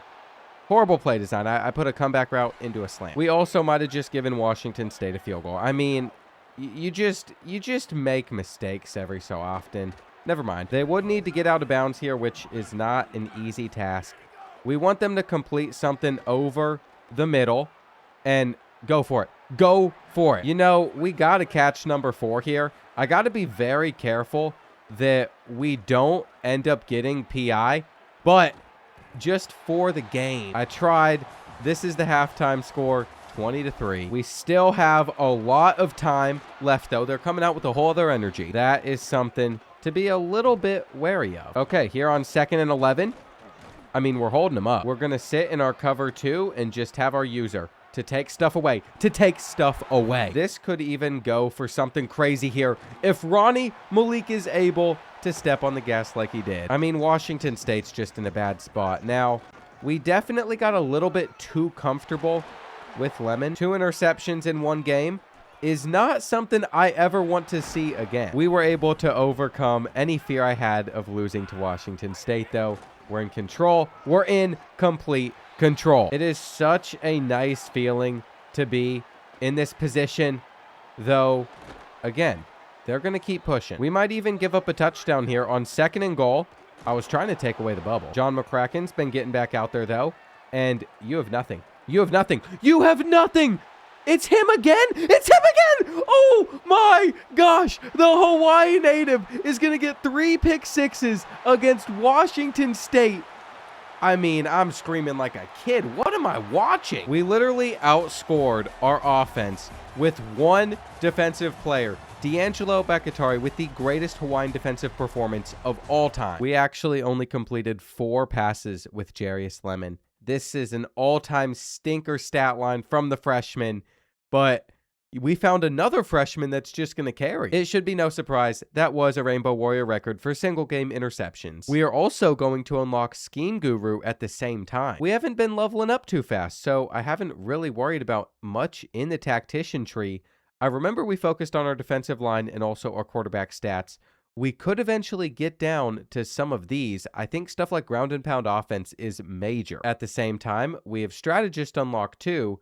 And when we get to tier 3, lower the bar, that really determines the type of guys you can get. We might not have D'Angelo Becatore if it wasn't for that. What's crazy is he is playing like a 5-star gym, but he is just a 4-star. That elite dev is going to cook so fast. He has 17 skill caps from the season just with the way he's performing. We're going to upgrade some of his zone coverages and awarenesses a little bit.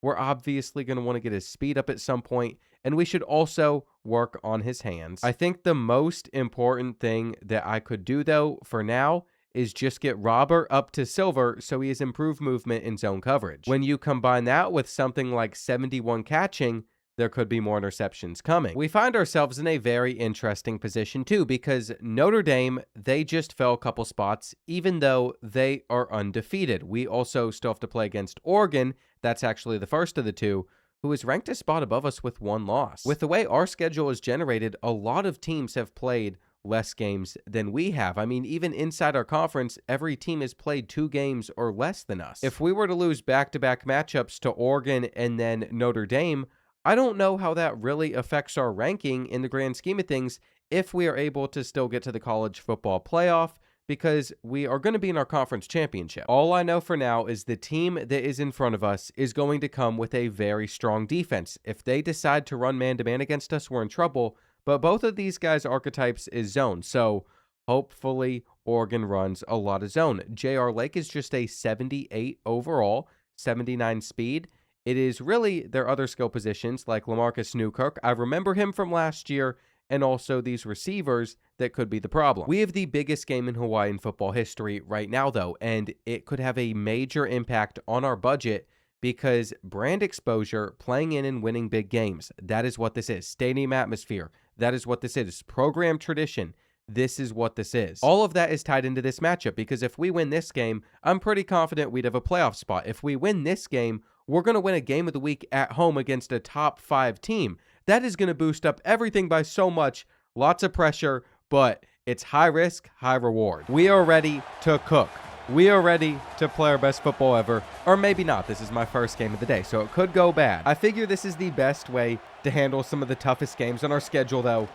We're going to have the ball first. We're just headed in raw, and we need to execute on 3rd down. Now, because I can't get what I just saw off of my mind, I get to share it with you all, too. I was trying to doom scroll a TikTok before starting up. However, the first video on my page was a mom saying to her 6-year-old boy, you cannot stick that in a vacuum cleaner.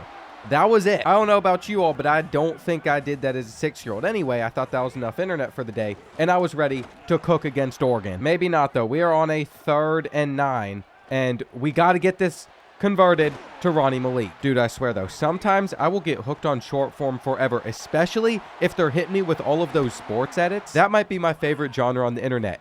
You just get an unexpected sports edit out of nowhere and an unexpected touchdown potentially here. We were so close to making it there with Niles Keough, but unfortunately, we might just have to find him on this play. Getting held to 3 would be the least ideal thing that could happen in this situation, but he is not going to let that happen. Oregon going down early on. I feel like me having a good day has translated to playing well so far. We're not able to make that tackle. I gotta say, though, coming off of a haircut, haircuts are way too expensive now. I remember when I used to be able to get it for like 10, 15 bucks. Granted, my mom paid then. What happened to all of that, though? Why did everything in life just get so expensive when I became an adult? Anyway, I also just became an Akron season ticket holder. An Akron season ticket holder! That's right! Those are the vibes that we need! It was $75 for the entire season. Will I ever make it to a game? Maybe not.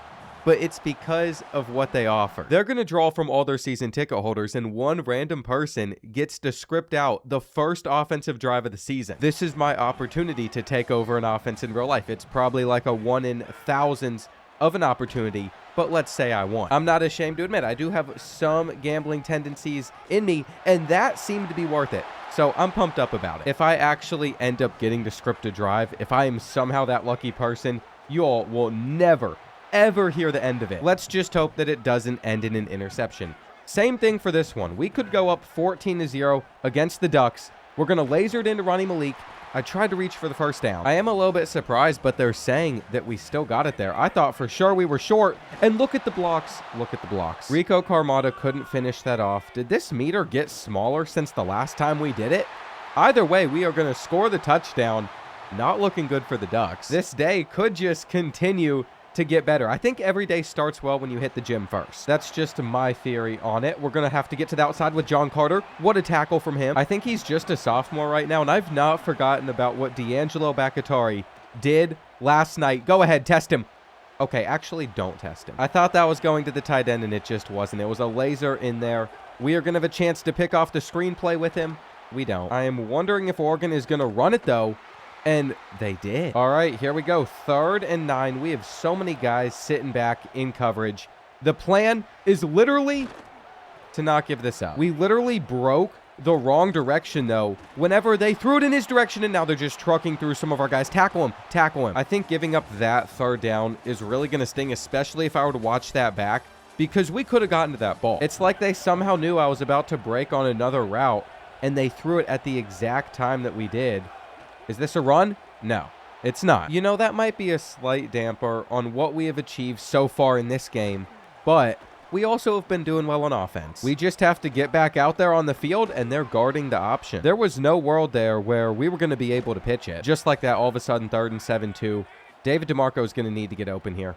I'm going to be honest. I think he can. I think we can place that on his back shoulder, and he has the speed to beat him down the sideline. But it was a risky pass because he has actually gotten held on a lot of presses this year. If you're wondering what my drive script would be if I somehow got to lead a drive for Akron too, by the way, I think it'd have to involve just running the ball first. And then on 2nd down, just to throw the other team off, we're going to come out in punt formation. Then we're going to call a timeout. Then we're going to come out and actually pull a flea flicker on them on 2nd down. Maybe we don't get a touchdown from it, but we do get far down the field. Then we just run fullback dive over and over and over. You know, that might sound like a horrendous idea, but it sounds like it would also be a lot of fun. They are going to have their running back on 3rd and 9, just when I thought we were about to get them off the field again. What would you all do, though, if you were able to control a D1 school's offensive drive? I think you got to do something on a realistic standpoint that is still very creative. You can't just keep it cookie cutter. You can't keep it basic. I would really love to get some sort of double pass in there. We just can't get Oregon off the field. For stopping them on 3rd and short, though, we just weren't in the correct defense there. He breaks the first. The biggest news from all of that, though, is James Paul is injured, and we can't have James Paul getting injured. He is our best corner on 3rd and 2. They're just not on the same page. That is actually a major stop for our defense. 3 minutes left in the first half.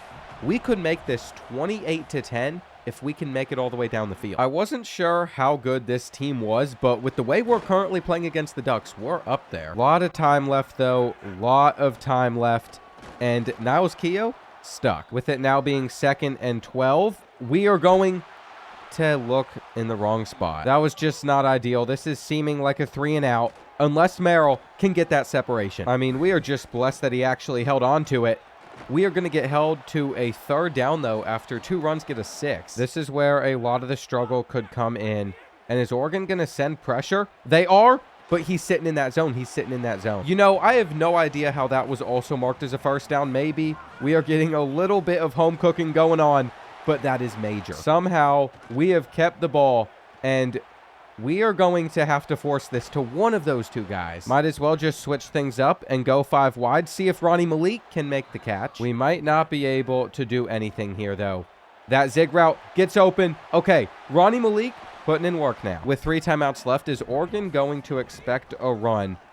I mean, they just weren't ready. My expectations were kind of low with that, but we're actually in the right position. Pat Tapp makes the diving catch.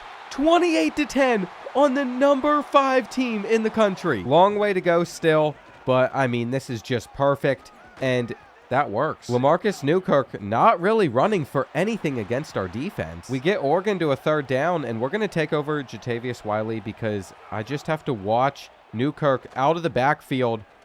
They're also going to be able to sling that. Okay, it was only a matter of time before that happened. Newkirk breaks free. If we want to stop the run here, though, we can bring everybody down, and eventually someone will get to him. On 2nd and 11, Emmanuel Catapano has to take over this left side of the field, and they just take the quick read to Newkirk. This might be a big mistake to do against a team like Oregon, especially if they're expecting the blitz, but we are going to send it anyway and see if we can get some pressure. Just like that. It is 4th and 4. Just like that. We are going to have hands all over that. Sims actually gets an interception. He's been one of our worst cornerbacks all year. If Connor Sims is picking off the ball, then this team is cooked. I don't think Oregon is going to have a chance against us. If we can just hang on to the football for a little bit here and keep this drive alive, I'm feeling pretty confident. However, it is now 3rd and 5, and they should have picked that too. This game is not completely over. Don't like that that's the angle that we took there, or that we're missing that tackle. It basically feels like we did nothing on defense now. They're back in a very similar position, and we saw this happen against USC too, where we started the 3rd quarter very slow. That's why I'm not too worried yet. This is going to be a run. This is going to be a run, and we missed the tackle. We missed him. You have to dive for that, though, because if you are able to connect, that is the only way you're going to prevent them from picking up the first down. And Newkirk has like 20 touches. Here on 2nd and 8, I dare you to go for a bubble there. We would jump it, and we still stop the run. They also no longer have Lake at quarterback. They have a backup out there. So Oregon really is struggling in this game, and the backup's going to throw it to Toon. Toon is going to get hawked down by a tackle. I'm not even upset, though, because we have somehow forced yet another turnover. How is this Oregon team 7-1? Am I missing something? They just haven't looked that good in this game, and we'll be on the 3rd and 4. The good thing is if David DeMarco doesn't get open here, that delayed route should, and we catch it. That is going to send us into the 4th quarter, still up by 18. We should be seeing ourselves rise up in the polls if we win still. That's what my mind wants to focus towards, because I don't know what a loss to Notre Dame would do to our ranking. Not that we would lose to them if we're able to play like this, but if we did, I just want us to be in the playoffs no matter what. That would do so much for the future of Hawaii. With another first down, I mean, it's just not looking good for Oregon. Niles Keough makes it into the end zone. This is honestly like a fever dream. We are up by so much against Oregon. Nobody expected this out of Hawaii. And D'Angelo, come on. We are also going to get a bye week before we take on the Fighting Irish. So that's important to note. We have been waiting for that all season. Just got to keep them out. Even though Oregon was able to drive down to this point on the field, I'm not sure if they even believe they can win. Obviously, you always want to, but they're not in a good position on 4th down. I mean, we're just sitting on that. We played hard flats, we pass committed, and if we're able to return this 42-10, 42-10, Fog, keep going. This is one of the wildest things that has happened this entire series. The Rainbow Warriors are playing their best football at the end of the season. Notre Dame better watch out. We are about to have to head on the road, but the home win streak gets protected. I also really like Rico Camarda and Niles Keough are splitting carries a little bit more. We're still giving more to Niles, but we always should have been giving both running backs carries. You know, with that win, we actually completed another athletic director goal, which was force at least 17 turnovers on defense this season. I figured we'd always come close, but it could be challenging. For 1 week, we were moved up to the number 3 spot in the country, but with Notre Dame's win over Florida, they're jumping way over us, and now we have to head to their stadium to take them on. Georgia Southern being 10-0 and ranked this high is also something that's a little bit alarming to me, just because that does affect our potential group of 6 spot. Even if we were to lose to Notre Dame, though, I've been thinking about this for weeks now. As long as we stay inside the top 12, we're going to get to the playoff. We just have to win the Pac-12 championship over another top 25 team. When it comes to the recruiting side of things, we are still trying to close out these battles for these 3 4-stars. We have gotten 8 players to commit so far this season. 4 of them have been 3 stars, 3 of them have been 4 stars, and then, of course, our 1 5-star from Hawaii. It has been really encouraging to see some of the guys that we're bringing in. James Paul is not going to come to practice. You know how he got injured against Oregon. We want to make sure he is healthy. We had our bye week, so everybody else was already feeling pretty fresh. Looks like there's no precipitation chance against undefeated Notre Dame, but it would have been cold enough for there to be snow if there was. During our scouting of the Notre Dame team, their defense is much stronger than their offense. In fact, their defense is very intimidating, especially when it comes to running the football. On the offensive side of things, their quarterback is still pretty solid. They still have a running back in Dwayne Hack that would give us problems if he was not injured. It'll be Lionel Johns instead that we have to actually face. Either way, though, we have to go back to my main concern. It's their defense, not their offense. I just feel like we might be in for a really long game. How nice of Notre Dame to shine a green light on campus to welcome Hawaii coming to their school. I'm sure they do that anyway. It's the luck of the Irish, right? We are going to have to start on offense, and here we go. I'm seeing 4 stars on the field, and if we cut that better to the left, there was actually a lot of potential there. Rico Camarda needs to get better vision. I'm hoping that he really focuses on it. During the offseason, why would you go up for a catch like that? He should have been able to bring that one in. We are trying so hard to get Doug McClain on a slant, but I just don't think it's going to happen. There we go. This 3rd and 6 is big. Just a quick route from Ronnie Malik.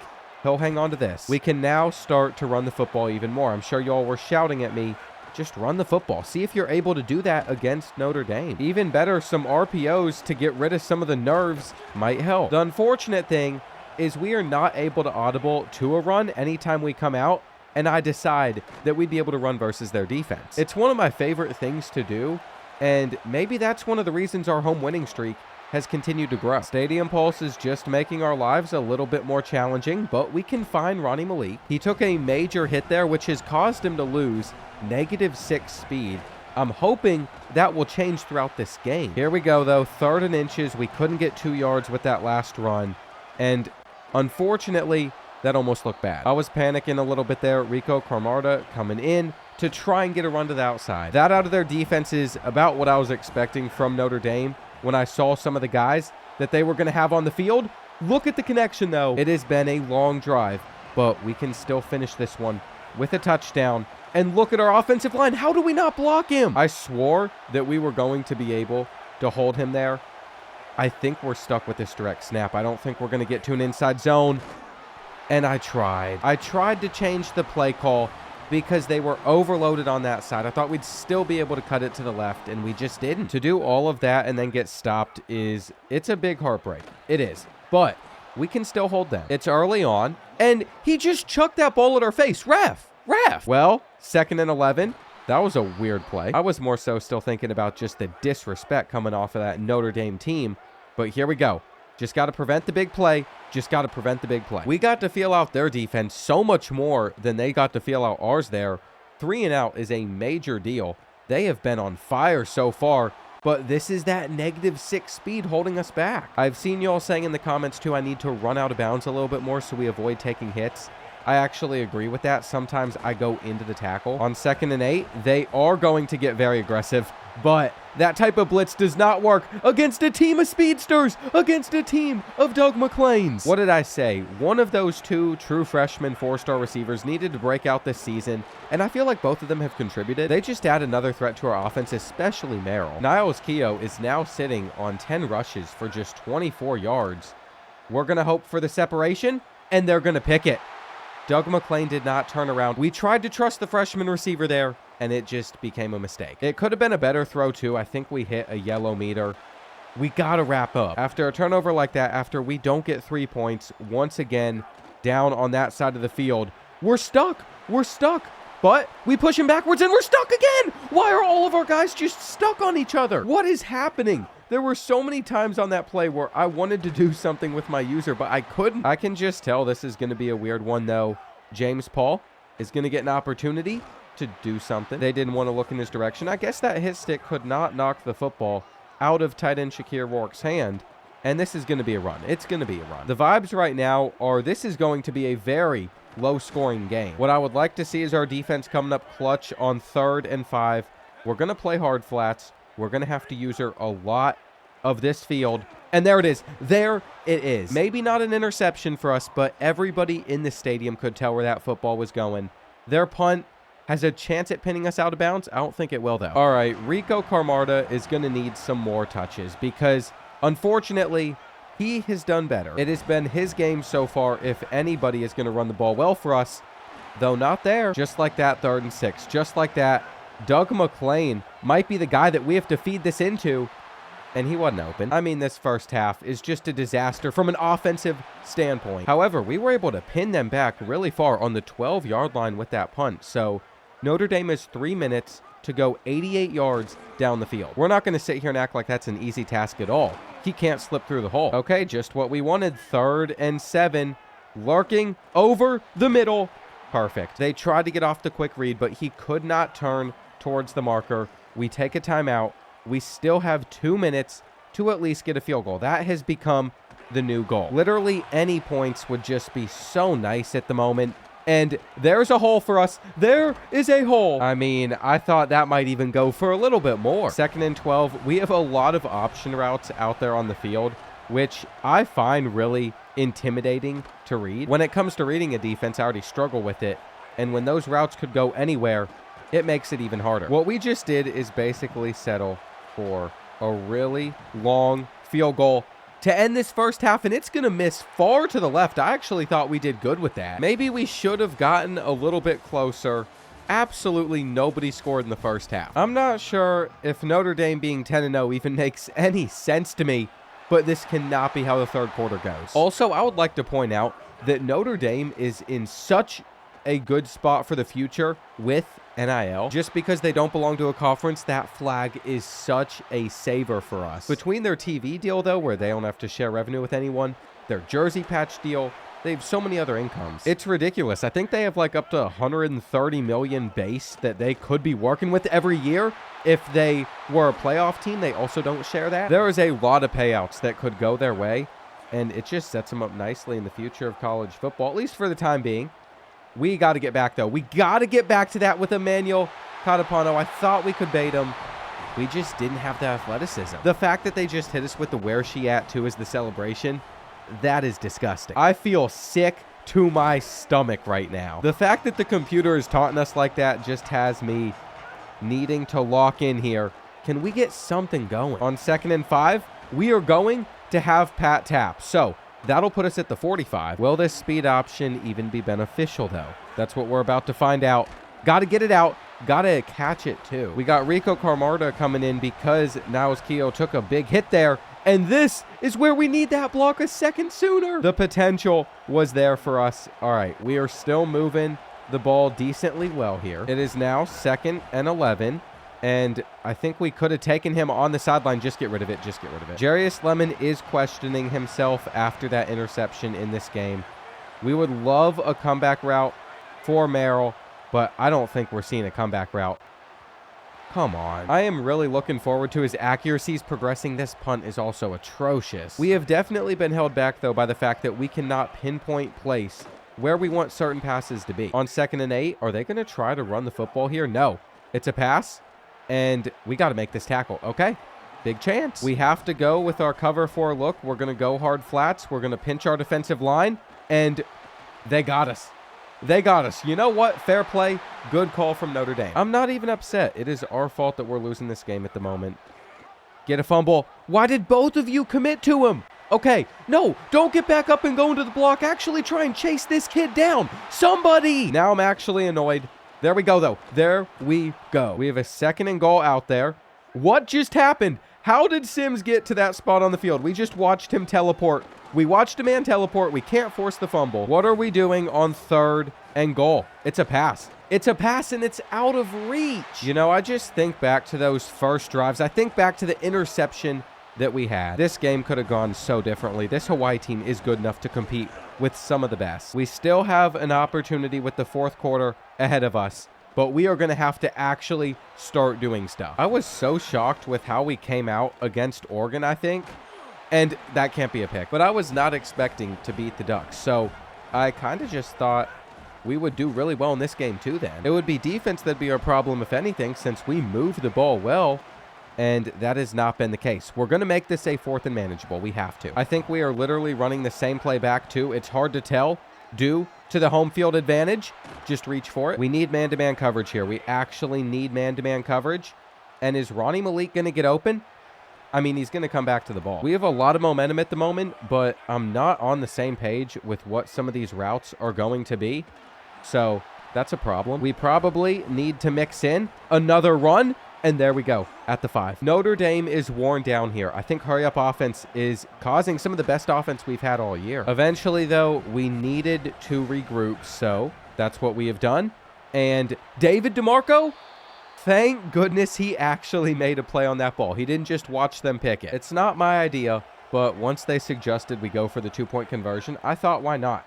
Why not? See if we can get this. We have been able to lean on our defense through most of this game. I feel like we could get this ball back. Then we march down the field. Then we score a touchdown. We get a walk-off touchdown at Notre Dame against the #1 team in the country. You know, we got to get the stop first. Let's not get too far ahead of ourselves. This is going to be a run. It's going to give them 6. They're probably going to run the ball again. So let's press. And I hope we force that ball out. Okay, 3rd and 4. Being on Parker Graves, it's going to be hard to stop this if it's a run. But we just assumed they were going to throw it. And they did. But why are we dropped so far back? I really don't want our hard flats to play like hard flats. I want them to drop like 5 yards, if that. But instead, we just can't find a happy medium. You'll see what happens here, though. We're going to play hard flats. They're probably going to run the ball because there's only 3.5 minutes left now. But if they throw it and we go with hard flats, they will have the easiest 15-yard completion. This all goes back to just getting 3 points off of one of those drives.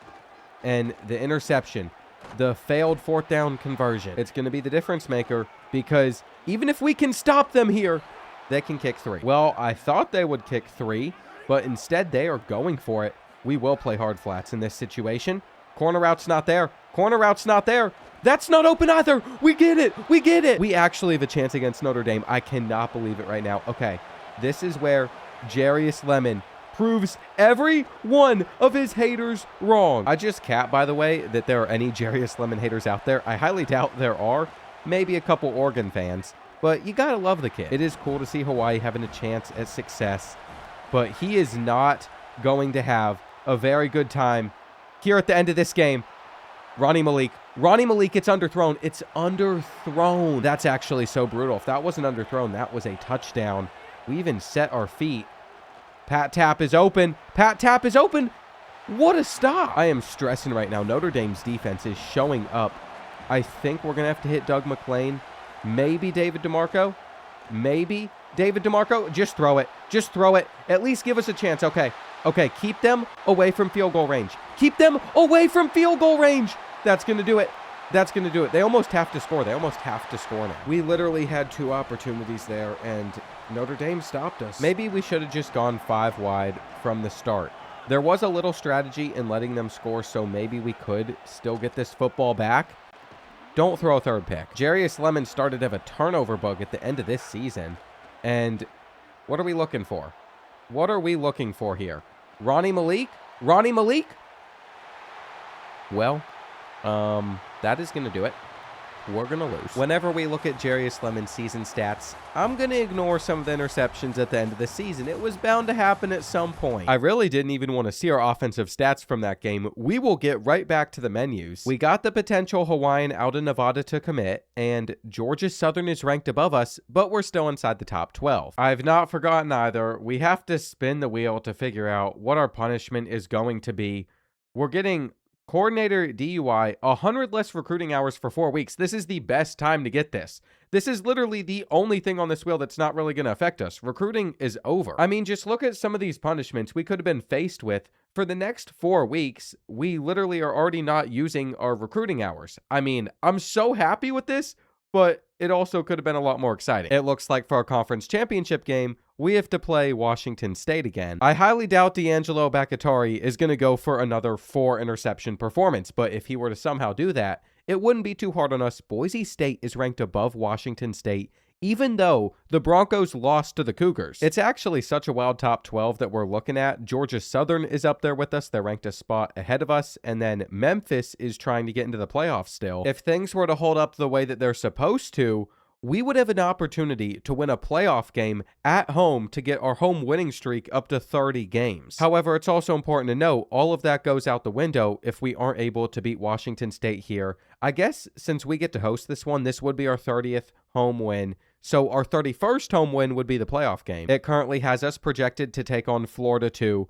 I don't think we're jumping up to the top 4 and getting a first round bye. We really are on the brink of a playoff appearance in season 5. We just have to win. I'll tell you right now, if we were to drop this one, for all of the negative downsides we'd get from it, this would easily be the most heartbreaking loss in Hawaii history. You have to think, though, in this series, I think we are 1-1 against Washington State. We might have been able to dominate in that last game, but it was because of our defense. The one thing we do have going for us here is the home field advantage. It is nice knowing that we are going to be able to audible to whatever play we want to. It's also nice to see Lemon getting a big gain. Now we try to feed Niles Keough to the outside, and we got to get around him. No shame in our favorite downhill run next.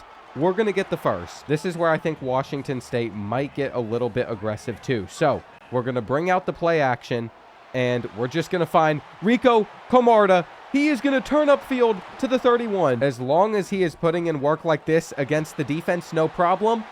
But they immediately got the pressure, and we had to throw it away. Our offensive line just collapsed when it could not happen. Washington State setting up to hold us to 3. But we're going to somehow skate around the defense. I don't know how they didn't bring us down there, but I'm not going to question the animations right now. Thank you, EA. This is a good time for your game not to work. We just kind of bounced around the chance of getting tackled, and you know that they fear this man right here. One-on-one tackle. That's cake. I literally think we're just going to sit and cover 3 this entire game until they show us that they can beat it, until they show us that they're not going to throw us an interception. Well, we're going to be in it. Jabari Morin was able to clutch up there for him, though stopping the run. It is now 2nd and 12, and they aren't going to go for a screenplay. We did just get routed, though. We did just get routed. Maybe only cover 3 was a horrible idea. I saw something there, though. That had a lot of potential. If we are able to successfully blitz, I mean, we couldn't there. But if we're able to successfully do it, even just making them feel the pressure, then we could easily lurk a pick 6. We aren't just going for interceptions against Washington State. We want to be in the position where we could take it all the way back. You have to think, there was a standard that we set the last time that we played Washington State, and they are going to roll out on 3rd and 17 and complete this. I mean, there's nothing we can do here. We can run commit middle. We can try to stop the run, but ultimately, they throw. You know what this means? It means the Washington State Devils magic is back. 3rd and 17. I completely forgot before all those turnovers, some of the fluky stuff that we were seeing against them. It'll be 3rd and 8. We might just throw an interception here, though. I'm not sure if Doug McClain is going to be getting open, and he isn't. He isn't? I thought our feet were set. I have to say, this is not looking like the start we were hoping for now. I really thought we were going to get a stop. We don't seem to be having too much of an issue versus the run. It's just once they start throwing the ball, that is where the issue lies, and they could have had that. Okay, we are going to press here. We don't have a choice. We don't have a choice. We get the pressure. There we go. We're not dropping back in the zone. We're not giving them 30 seconds to throw the football. We really improve our defensive line every year and then still give them too much time. Washington State also thinks it is acceptable to press some of our receivers. So if they want to think that that is going to work for them, if they want to get cute, if they want to sit back in a cover 2 or maybe even a cover 3, we're going to score. We're going to score the easiest touchdown of the season. Thank you, Cougars. Theoretically, they could respond back with a touchdown of their own, depending on what our defense does here. I tried to get guys out there to bring them down. All they did, though, was just miss their tackles. They made that play so much bigger than it was going to be in the first place. And that was PI. That was PI. The highlight is going to be DeMarco Sisk being able to get that sack, but D'Angelo Bagatari just ran into a receiver at the end of that play, and we gave up a touchdown. We gave up more than a touchdown. I feel like we just aren't right against Washington State. I don't know what it is, but we're making easy mistakes. There's some sort of aura about them. There's something that they carry that makes me panic. Here we go, though. 3rd and 7. I am pass committing. We are pressing. We are playing hard flats, protecting the sticks, so they should cover. Straight to the first down marker, and that's what they do. Now, they want to get cute here. They want to think that they're going to be able to just pass for a first down, and that's not the case. In fact, I'm a one-up whatever they just thought they were going to do. Now we're going to come out and we're going to throw for a touchdown ourselves because we're going to have Luis DeMarco. Do you know how wild it is that he is the DeMarco getting open there, that it's not David DeMarco? I mean, he is so slow. There are many reasons he does not see the field more than he does. That's just one of them. For us to keep this drive alive the way we want to, though, we needed a first down. And I didn't even want to take the touchdown. Unfortunately, all that's going to do is give Washington State an opportunity before the end of the first half to get a touchdown themselves. Bad tackle from James. You would expect by the time he is a senior that the corner would have that figured out, but we also haven't upgraded it that much. There Washington State goes to, making some progress. It's a run. It's like they knew we're pass committing. On 2nd and inches, they just get a few more. They might have to start going for some bigger gains, though. And they got the hitch. They got the hitch. Really, what we were just looking for there is making sure that they get tackled before they reach the marker so the clock can continue to run. Throw us it. Throw us it. Parker Graves with the lurk.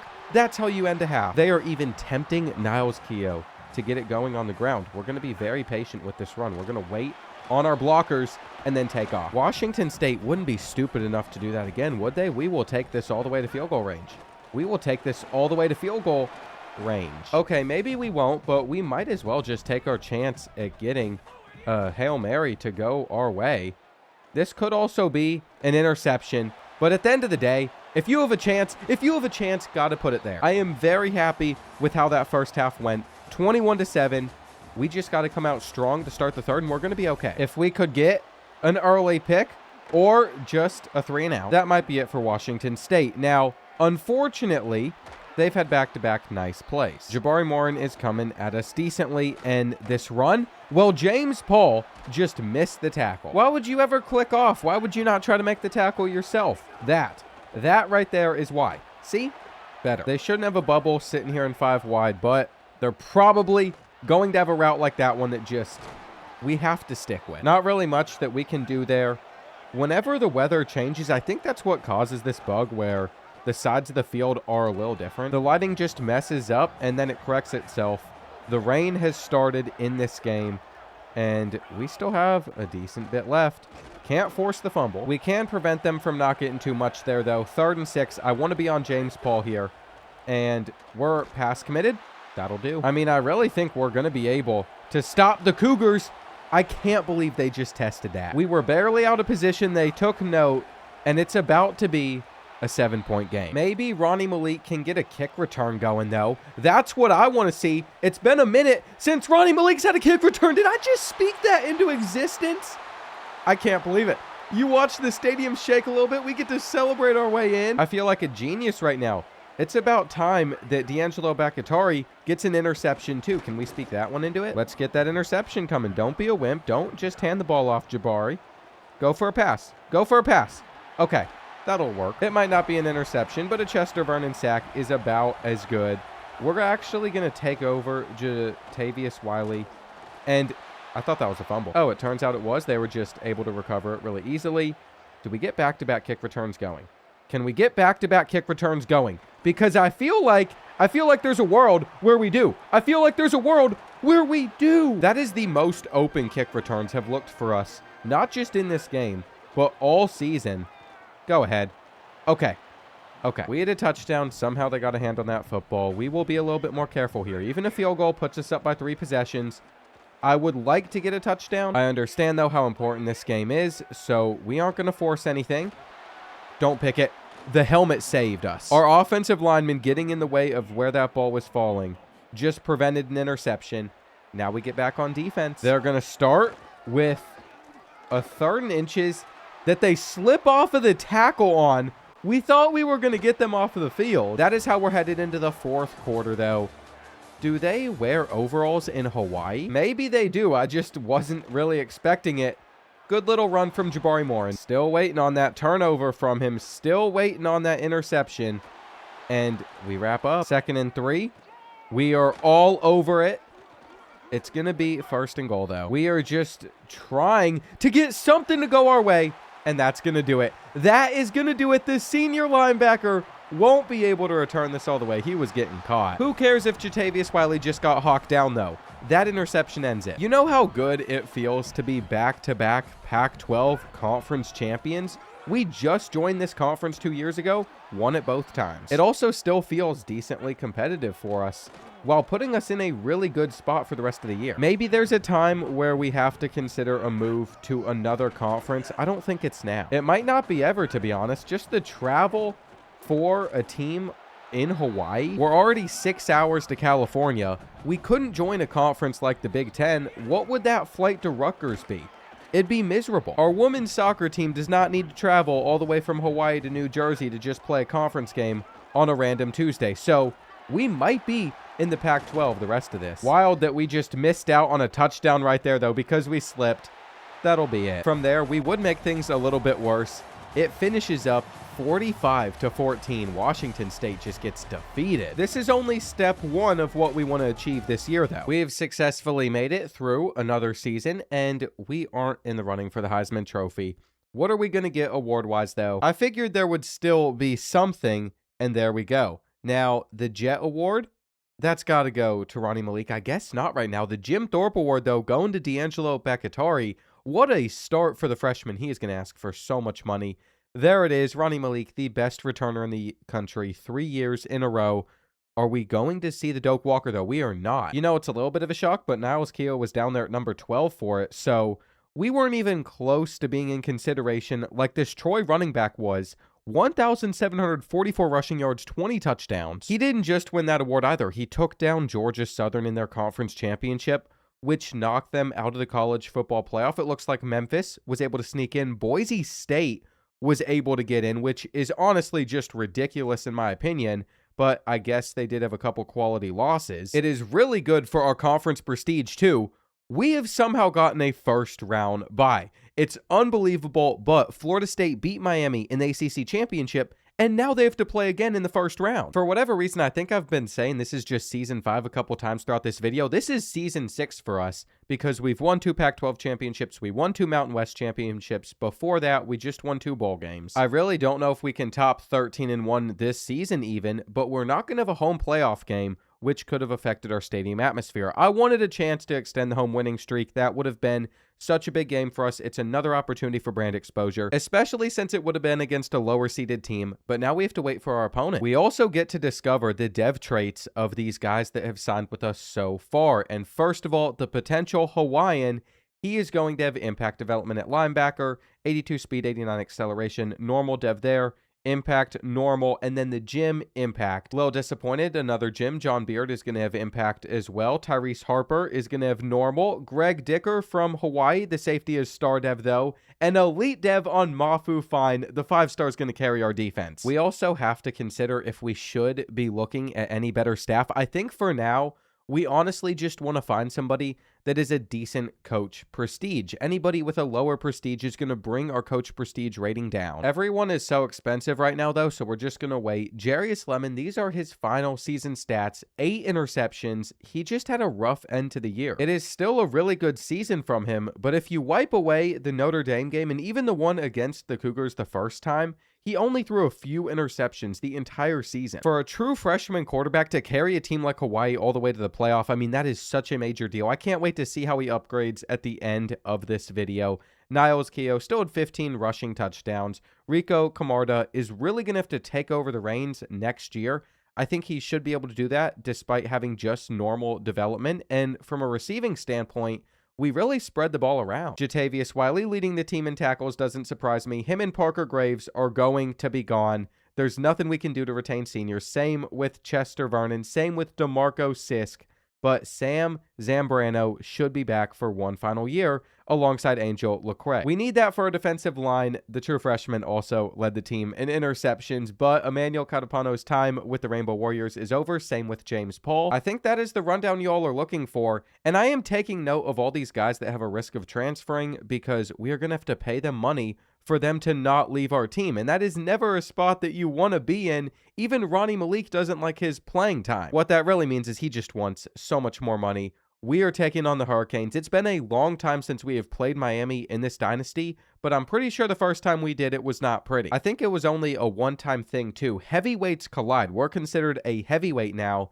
I said my Rainbow Warriors are preparing for a close game against the Hurricanes in Pasadena, so at least it's going to be in California. That's not too terrible. We have more points per game. We also give up less. We are also on the same side of the bracket as Notre Dame, so if we somehow do get through Miami, we might have a rematch with the Fighting Irish. If I'm just being honest too, the coaches are not looking very appealing. I would actually like to get this former TCU head coach. It's just so expensive for what we have at Hawaii. I like that he's a strategist. I like the boost that we get to our complimentary visits. I like the lower the bar threshold thing. I just think for yet another year, we are going to have to save some money. And Georgia Southern fired their defensive coordinator after going 12-1 this season. You know, he might actually be worth it with some of these stat bonuses. If we can get him for 135, we will put out the offer. We still have the target of wanting to upgrade our facilities for 3,100, but we have that investment that's going to pay off very soon. That would put us at about 2,700. And I would like to think that our school grades have increased enough where we're going to get some more money. We started this season with a C+ in brand exposure, a C- in stadium atmosphere, and a D in program tradition. I think all of those are in a very different spot now. Miami has Otis Clemens, a 94 speed running back. Okay. They have a 96 speed backup running back in Adonis Smith.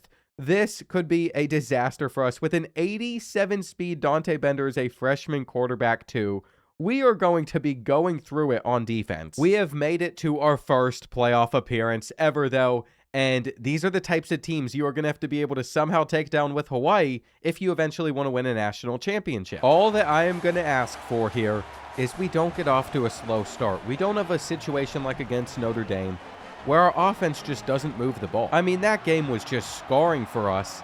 They end up throwing it a lot more than they run it. This is very good news for us. We don't want them to run it too much, and that's a good first tackle. I am actually really scared for how much money D'Angelo Bakatari is going to want at the end of the season. It's an interception on their second play. We just got the luckiest turnover of all time. We are so blessed. It is a mistake out of the freshman quarterback, though. We also have our freshman quarterback that's going to need to play well. Did you see any rushing lane there? Because I sure didn't. On 2nd and 13, we're just going to take the quick read. That is not very promising, though. I think Ronnie Malik would get open if we have man-to-man coverage, and we do, but they lock down. Well, it's a 3-and-out, basically, unless we can hit this kick and get something out of the drive. Get something out of the drive. Get something out of the drive. If we would have missed that, we would have also put them in a really nice spot. At the last second, I had to make this zone coverage because I feel like in man-to-man, we're just going to get cooked. We also were able to get our interception out of zone coverage, though there's 7 more. What we need is another mistake from Dante Bender. This is going to be a run. It's going to be a run. We don't make the first tackle, but it's even better for us. Otis Clemens has 2 rushes for -8 yards. On 3rd and 11, that's not there. That's not there. But they're going to get the route bouncing. I knew it. There it is, a first down for Miami. We'll make our tackle. What are we going to do on 2nd and 10, though? Can we get a pick? There's going to be a flag, probably holding. Either way, they were able to convert, and Parker Graves, the senior, making some mistakes. I will say, if there was one position that I am extremely worried about for next season, it is going to be our linebacker core. We're going to have to really do a lot in the transfer portal. For most of our offense, if we can pay them, they should return. Same for our offensive line, and same for our defensive backs. It is going to be linebackers and edges, though, outside of the 5-star edge that we brought in already, that we're going to have to really cook on bringing in. Get the sack. How is he still on his feet? We are going to need a spy to stop Dante Bender. We are also going to need to do something a little bit more inspiring than our last drive. I feel like our plan is pretty straightforward. We come out with Rico Camarda. We let him tote the rock. I feel like most of the time, though, he's able to get a little bit more. Ronnie Malik is going to be short of the marker. It puts us on 3rd down, and I don't like this run that we have audibled to because of that. It was the only one out of that formation, though. It is pretty obvious that Miami's defensive line is going to make it hard to run. We are in the same situation that we were in against Notre Dame, and I don't see anything. I don't see anything. No sack, though. No interception. No fumble. Maybe we just stop this run to the outside, and we put him in the right position. Okay, that was stressing me out. On 3rd and 11, Emmanuel Catapano is going to have to lock down for us. We are pressing even, really putting faith in some of our corners. Why did he not hit him? So far, Miami has definitely shown that they have slightly better players than us. I really don't think our rosters are that far apart, though, especially if we have a couple more years of good recruiting and we're just giving up. We're giving up some crazy things. Like, I can just tell if we had an extra 10 zone coverage on a couple of these guys, this would be a different story. It seems like it could get ugly for us, but at the same time, just have a good offensive drive. How hard is that for us to do? I feel like I'm just in my own head too much right now. I mean, all it takes is one big play, and of course he swats it. We're just in a box, and they are going to hit us with coverage that is going to lock down there. It's going to lock down. Doug McClain has proven time and time again his hands are not good enough to make a catch like that. I actually thought that they were sitting in a normal cover 3. They just broke that tackle, by the way, so they're at the 40 now. But anyway, I thought they were in stock cover 3. They were in match, so if we didn't playmaker, Doug McClain probably would have been open for a first down. We are literally just in our own heads. Did you see the block that we just took? Jatavius Wiley just looked like he got put down on the field, and this is going to get ugly. This is going to get ugly. It is 21-3 in the second quarter.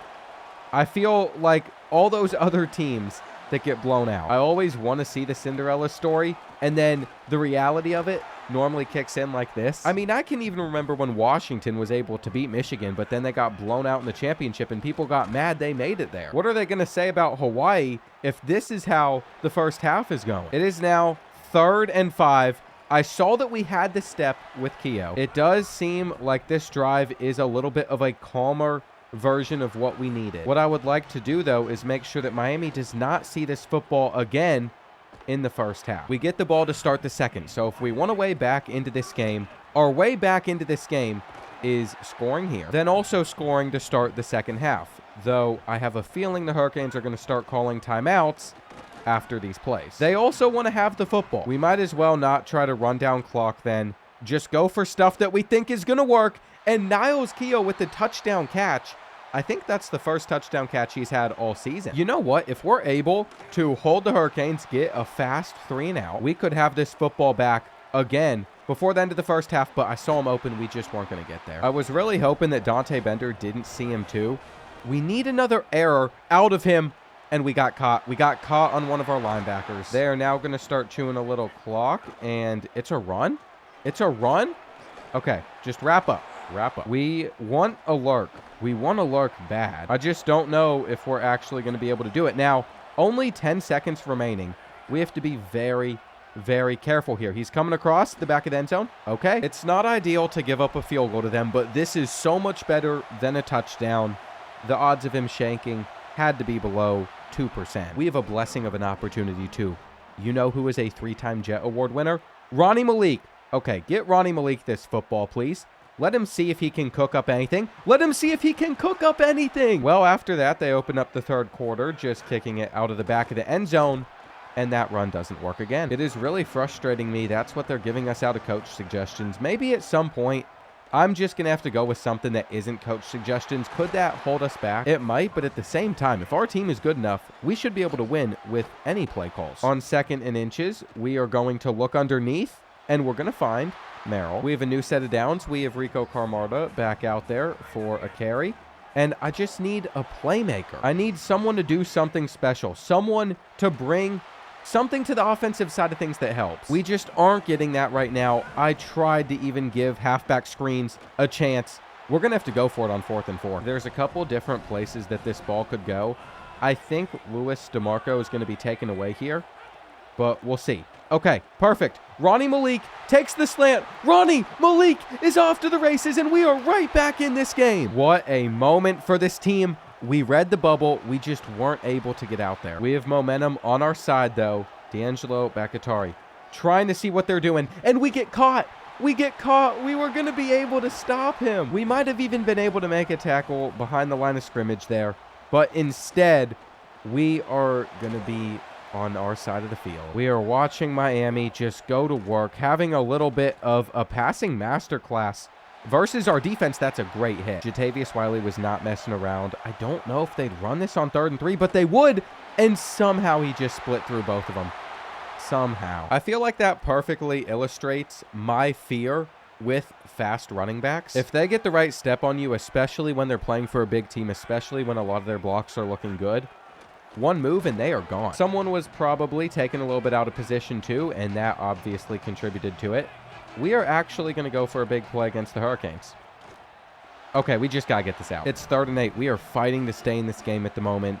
They are going to hit us with man-to-man coverage, and that's perfect because Ronnie Malik, the guy that was supposed to be on him, is nowhere to be seen, and we're down at the 10. Miami even had to call a timeout. I don't think they were expecting that. This is what we can do, though. We just got to get the ball in the hands of our fast playmakers, and if we catch them off guard like we did, we can do a lot. On 2nd and goal, we are going to hand this one straight off to Rico Carmarda.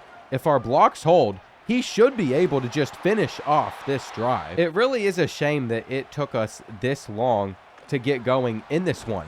Though, I have a theory. What I'm wondering is if some of our players came in with cold composure while all of Miami's were hot, because that is one of the features in this game. I don't really focus on it much, but it could have an impact. I'm pretty sure it lowers your player ratings. They just don't perform as well, and that would illustrate what we saw. I'd have to look back, though, if some of our guys had that cold symbol on them, if some of the Miami guys had the hot symbol on them, because if not, then it's just because we stunk. I just don't know how much of an impact that feature actually has. I've noticed it some points throughout our dynasty, but I kind of have ignored it because we're always cold. It's what I'm used to seeing, but there might be some stuff in the coach trees that we could explore with that.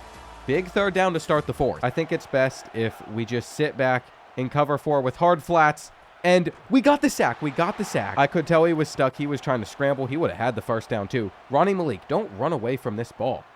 Okay, there it is. Never mind. That was actually a horrendous idea for him to scoop that up. We are on the 7-yard line, and we need Niles to make that guy miss. Inches away from potentially being able to turn that into a touchdown. Let's see. What do we got on the ground here? A first. This is what I'm talking about with the composure, though. As you can see, our guys are a little bit hot, which is showing whenever we run the football. It's showing whenever we can get open on some of these routes. With that catch, David DeMarco becomes a little bit more hot. Our offensive line up front should be able to hold these blocks. At least I was expecting it. That is what ends up happening, though, so I decide just to avoid the hot-cold feature most of the time. 3rd and 4. I think we're going to have to try and force this over to him. That's a catch. Doug McClain ran a little bit too fast for my liking there. He almost missed the ball, but it was just underthrown. There is still 4.5 minutes left in this game, too. I'm keeping an eye on the clock just because it's very important that we do. I'm going to be honest, I don't think I'd go for the 2-point conversion either. With the momentum we currently have, I mean, Ronnie Malik just gets separation. That's the type of separation I wanted to see out of us against Notre Dame, but we just weren't able to do it. We are also most likely going to score with just way too much time left on the clock. Can we get this over the Niles keel faster? This stiff arm is nasty. He fights his way in. No touchdown, though. The refs aren't giving it to us, and I don't like our odds with this QB sneak. I don't like our odds with the QB sneak. We have the advantage up front, though, to just hand this one off, so we should be able to get in, and we do. Now we have to get a little bit worried because a field goal ends this game for us. And you saw that playmaker. We took it away, though. 2nd and 10. Just got to keep on bringing D'Angelo Beccaria down in the box and getting back to take away all those routes when needed. All right, it's now 3rd and 10. This is our coverage. He's going to cut there. That can't be open. No playmaker at the last second. We should have sent more than 3, probably. I don't know, though, because I've seen us get pressure with only 3 guys multiple times throughout this year. We're stuck on Graves, and that's a QB run. It's such a hard balance to find because if we don't have a spy out there, they'll just scramble for the first. Because Miami has a really good offensive line, though, we could run into a situation like we just did. You can't have him open there. I had to get to the running back. Well, they have taken it down to about a minute left. They are willing to snap it here, but after this, we have to call a timeout. What I would love to do here is just hold Miami to 3. They're probably going to go with some sort of bubble and a read option. He fights off the tackle. Okay, we have a chance. We have 48 seconds to come back and win our first playoff game with Hawaii. Not a good start for Ronnie Malik. Taking that to the outside is the same thing that worked against Washington State. If we are going to beat the Hurricanes here in the playoffs, we are going to need a miracle, and that's not it. I think Pat Tapp is going to get wide open right here, though. I'm ready to laser it in as soon as possible. Got to get rid of it. Got to get rid of it. I'm throwing it away. That's the most anticlimactic way this whole season could have ended. That's it. Like, that's how the year ends after everything. I guess we did have our chance there, but we can't do anything from this point. They'll take a knee.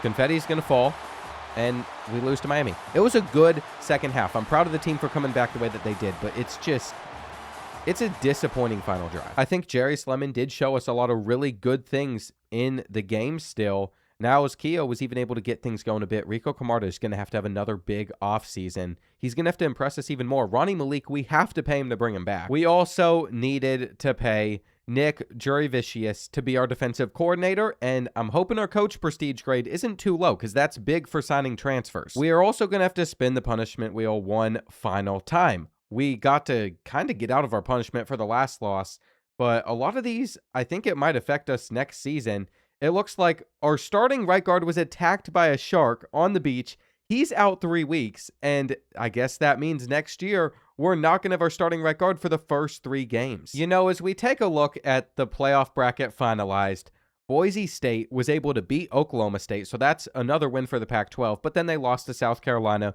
who lost to the real USC, who then lost to Miami, the team that beat us in the national championship. So Notre Dame lost to Alabama. That's wild. We played a lot of those teams in that playoff, though, and it does seem like Miami was most likely the best one. I mean, we were able to take down USC.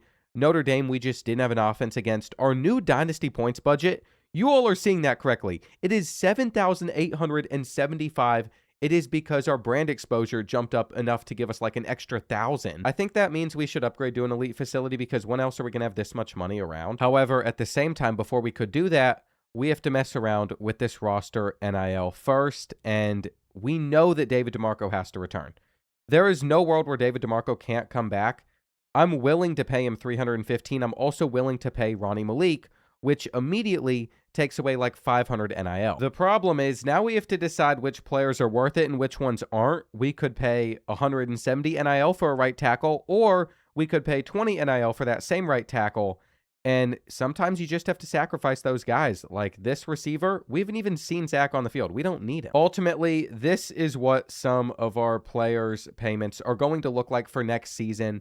I think this should cause David DeMarco and Ronnie Malik to return. We have to be able to free up a lot of cash, though. And while we can give Jarius Lemon a little bit of a pay cut, we should, because we know in the future we're going to have to pay him a lot more. It's actually so crucial that we've been able to get Rodney Merrill and Doug McClain down to this amount, because we saw that Ronnie Malik and David DeMarco throughout their career, they asked for more and more cash. When we give those guys a pay cut, we are risking a little bit of a chance that they transfer, but you have to take that risk if you want to do big things, and I think this is worth it. For us to get a national powerhouse facility in the Pac-12, I think this is going to really help because our facility grades are going to go up, and we aren't going to have that much to spend during the transfer portal period. Unfortunately, that leaves us with a budget of just $350. What we could do is we could decide to fire some of these staff, but I think the support staff discounts is a really important one to have. I also think it's nice that we can reduce NIL expectations a little bit. We just need to take one season to really continue investing in our facilities, and then next year, there should be like $3,000 cash in NIL that hopefully is still available to Hawaii. It will only be available, though, if we continue to be really good. It looks like Rico Carmarda wants to transfer away. I told you those pay cuts are risky. Thank goodness he is going to stay. We'll have to give him more money next year. I can just expect that. We kind of gave up on Jesse Mazza because I didn't think he was worth the 200 NIL that he was wanting, but we got some seniors to say goodbye to. DeMarco Sisk ended up being a big contributor for our program. Fineu Warrior, I think that was our first signing. He's like a one-star from Hawaii. He never got onto the field. Chester Vernon also got a decent amount of sacks. Pat Tapp, he was our starting tight end. Diego Ritchie played guard and center. We've been moving him around a little bit. Jatavius Wiley was such a big impact player for this program. Same with Parker Graves. Luis DeMarco, he just was never good enough to get on the field for us. A few more studs, though. James Paul, then you got Emmanuel Catapano and Niles Keogh. All of them gone. We could also still see a couple of these guys getting drafted if their overall keeps on going up. Like Parker Graves, he had skill points to spend from this season. He's now sitting at an 85 overall. I felt like he had showed on the field he was good enough to make it to the NFL, and sure enough, he has now become a 6th round pick for us, while Jatavius Wiley goes in the 5th round.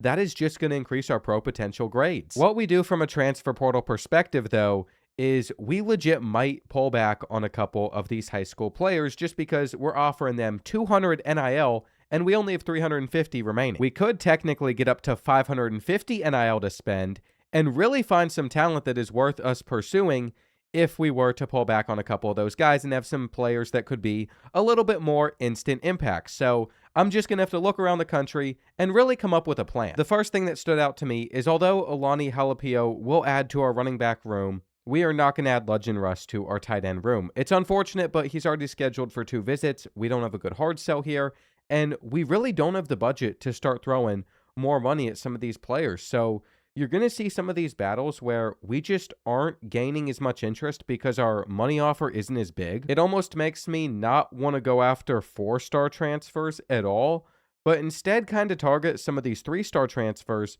where I think if we were to edit our scholarship offer, give them 10 instead of 5, and also decide to send the house, we have a much better chance. What I've started to realize is if I'm going to sign some of these players, we are just going to have to start scheduling visits. Tyler Group is a linebacker with 92 speed, 92 acceleration, 90 awareness, and the robber ability. So I have started to actually offer him a lot of money. The big story, though, is his week 3 visit. We need to get him some complimentary so he commits. As much as I'd like one of those visits to be Demarius Freeman, who's a transfer freshman, Missouri put him on a visit this week. So he's most likely going to commit to their school. We might be able to run away with BJ Addy, though. There is also always room for a cornerback, but if we really want the max benefit for a couple of these guys, we are going to have to put Matthew Dog on a visit, who doesn't really need the help, but this is how we're going to spend all of our hours. I really believe Tyler Grupe is the best player I have ever had to have as a user in a dynasty, and we also get to develop him, so his stats could get even better. He was the number 37 transfer in the entire country. We might lose guys like BJ Addy, though, due to a week 4 visit to Wyoming and Pete Capra on our offensive line. So not too excited for that in the final week. We did make some good signings. I think if I were to add anybody to our board, what we're going to do is just scout those players first. And if they look like they're going to be decent, we'll recruit them. But like Matt Mann, an 80 speed receiver, why would I ever sign it? It really stinks to know that we could have done a lot better with our transfer portal class if we just had more money to work with. But again, we were investing in better facilities. We also had to pay a lot of our roster to return. I mean, BJ Addy not deciding on any other school but us is a major deal. It's typically one I'd overlook, but we went after 2-star Jason Cummins just so we could try and get somebody else on our defensive line just in case. Maybe a guy like Damian Hendricks becomes a really good tight end for us. He had 85 speed, great catching and route running stats. We offered him at the last second, but Demarius Freeman, we take him off of the board. The rest of these battles are wins, including Alani Holipio. He's got impact development, an elusive bruiser with 90 speed. Out of high school, he could be really good. Elite dev on Tyler. I mean, I just can't wait to see what his overall is. We also found star dev on Nate Phillips, so that's a really big corner transfer for us.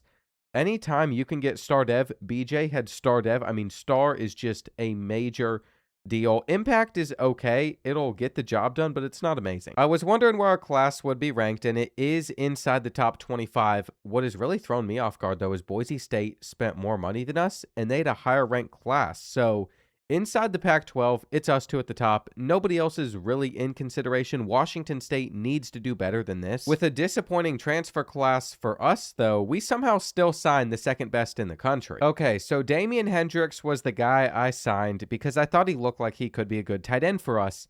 And it turns out he becomes an 89 overall at that position. We are also going to take a guy like Connor Sims, who was getting burned on the outside when we were in press man-to-man coverage, and make him a coverage specialist, strong safety for us. Something I really do value at the cornerback position is speed, and we did not have it this past season. I don't know if I want Tyrell Toon over there either. We just have a lot of depth there, and if you look at our free safeties, we also have some depth here because Greg Dicker is now on the team. We also have so many strong safeties we could roll out there, but Franklin Cocker, 84 speed. McMichael, 82. Those are just things that I don't love to see. It looks like we are going to get a dev trade upgrade, but not on the guy that I wanted. We want to see it on Rico. We just got him on transfers instead, though. He is still going to be our starting running back next season. His change of direction is going to get up there. He just isn't going to be very good at juking, which I guess you should expect out of him right now. It really needs to change in the long run, though. His route running also isn't good, which is something I'm looking into. We aren't going to be able to lean on him to do certain things that we want. Jarius Lemon, his accuracy is already capped out, by the way. I also increased his quickness, so he now is a little bit faster, but we might want to start looking into some of these abilities. I think increased accuracy in the pocket for open receivers is a big one to get first, and also just resisting pressure is nice. I believe next season should be a lot better out of him. For David DeMarco, he has been capped out on his speed his entire career. We're never able to get any good abilities on him, but what we could do, now that his route running, his hands are maxed out, we could start to work on his elusiveness a little bit. We want to see that overall go up to like a 91 so he gets drafted pretty high. I will say, though, between him and Ronnie Malik, these are not the two receivers I'm looking forward to using the most next year. It is guys like Doug McClain, one of our 4-star receivers with 98 speed, who is now a little bit better rounded. I am very curious if upgrading their quickness is going to be worth it. I don't know if we can get to that 99 speed if that acceleration is going to jump too much. You have to think, though, him and Rodney Merrill are guys that should spend all 4 years with us. We're going to pay a lot of money, so maybe we'll get one of those to get better acceleration. It is not going to be this year. For Damian Hendricks, his blocking isn't going to be able to get all that good, but we have definitely found somebody that's going to be a good tight end. I believe there are a couple of defensive players that are a bit more exciting, though. Tyler Grupe, we were able to get him Silver Robber. We aren't going to upgrade his quickness any further. I mean, 92 speed and acceleration is really good for a user. I think he is just going to sit back in coverage super nicely. We also do want to bring up his tackling a little bit, maybe a little bit of focus on his IQ. If he decides to not go to the NFL early either, I'm willing to pay him a bag so he comes back for a senior season. Now, John Carter is a cornerback from Hawaii. He is star development. His quickness just didn't go up at all, so I'm not sure what the point was of improving it, but his man coverage is now a 95. His zone coverage is a 98. He will be a staple on defense for us alongside D'Angelo Bakatari. We aren't going to be able to get up to a higher robber for now. I guess what I should have focused on was man-to-man coverage because that's where change of direction is, but we're even going to work on his run support because he does get in there. With all those upgrades that I just touched on, I think that should give you a pretty good idea of what the top end of our roster is going to look like for next season. We have a lot of playmakers that I think are going to do amazing things for us. I hope you all enjoyed Season 6, and we still have a long way to go potentially, or maybe next year when we're competing for a national championship. You never really know.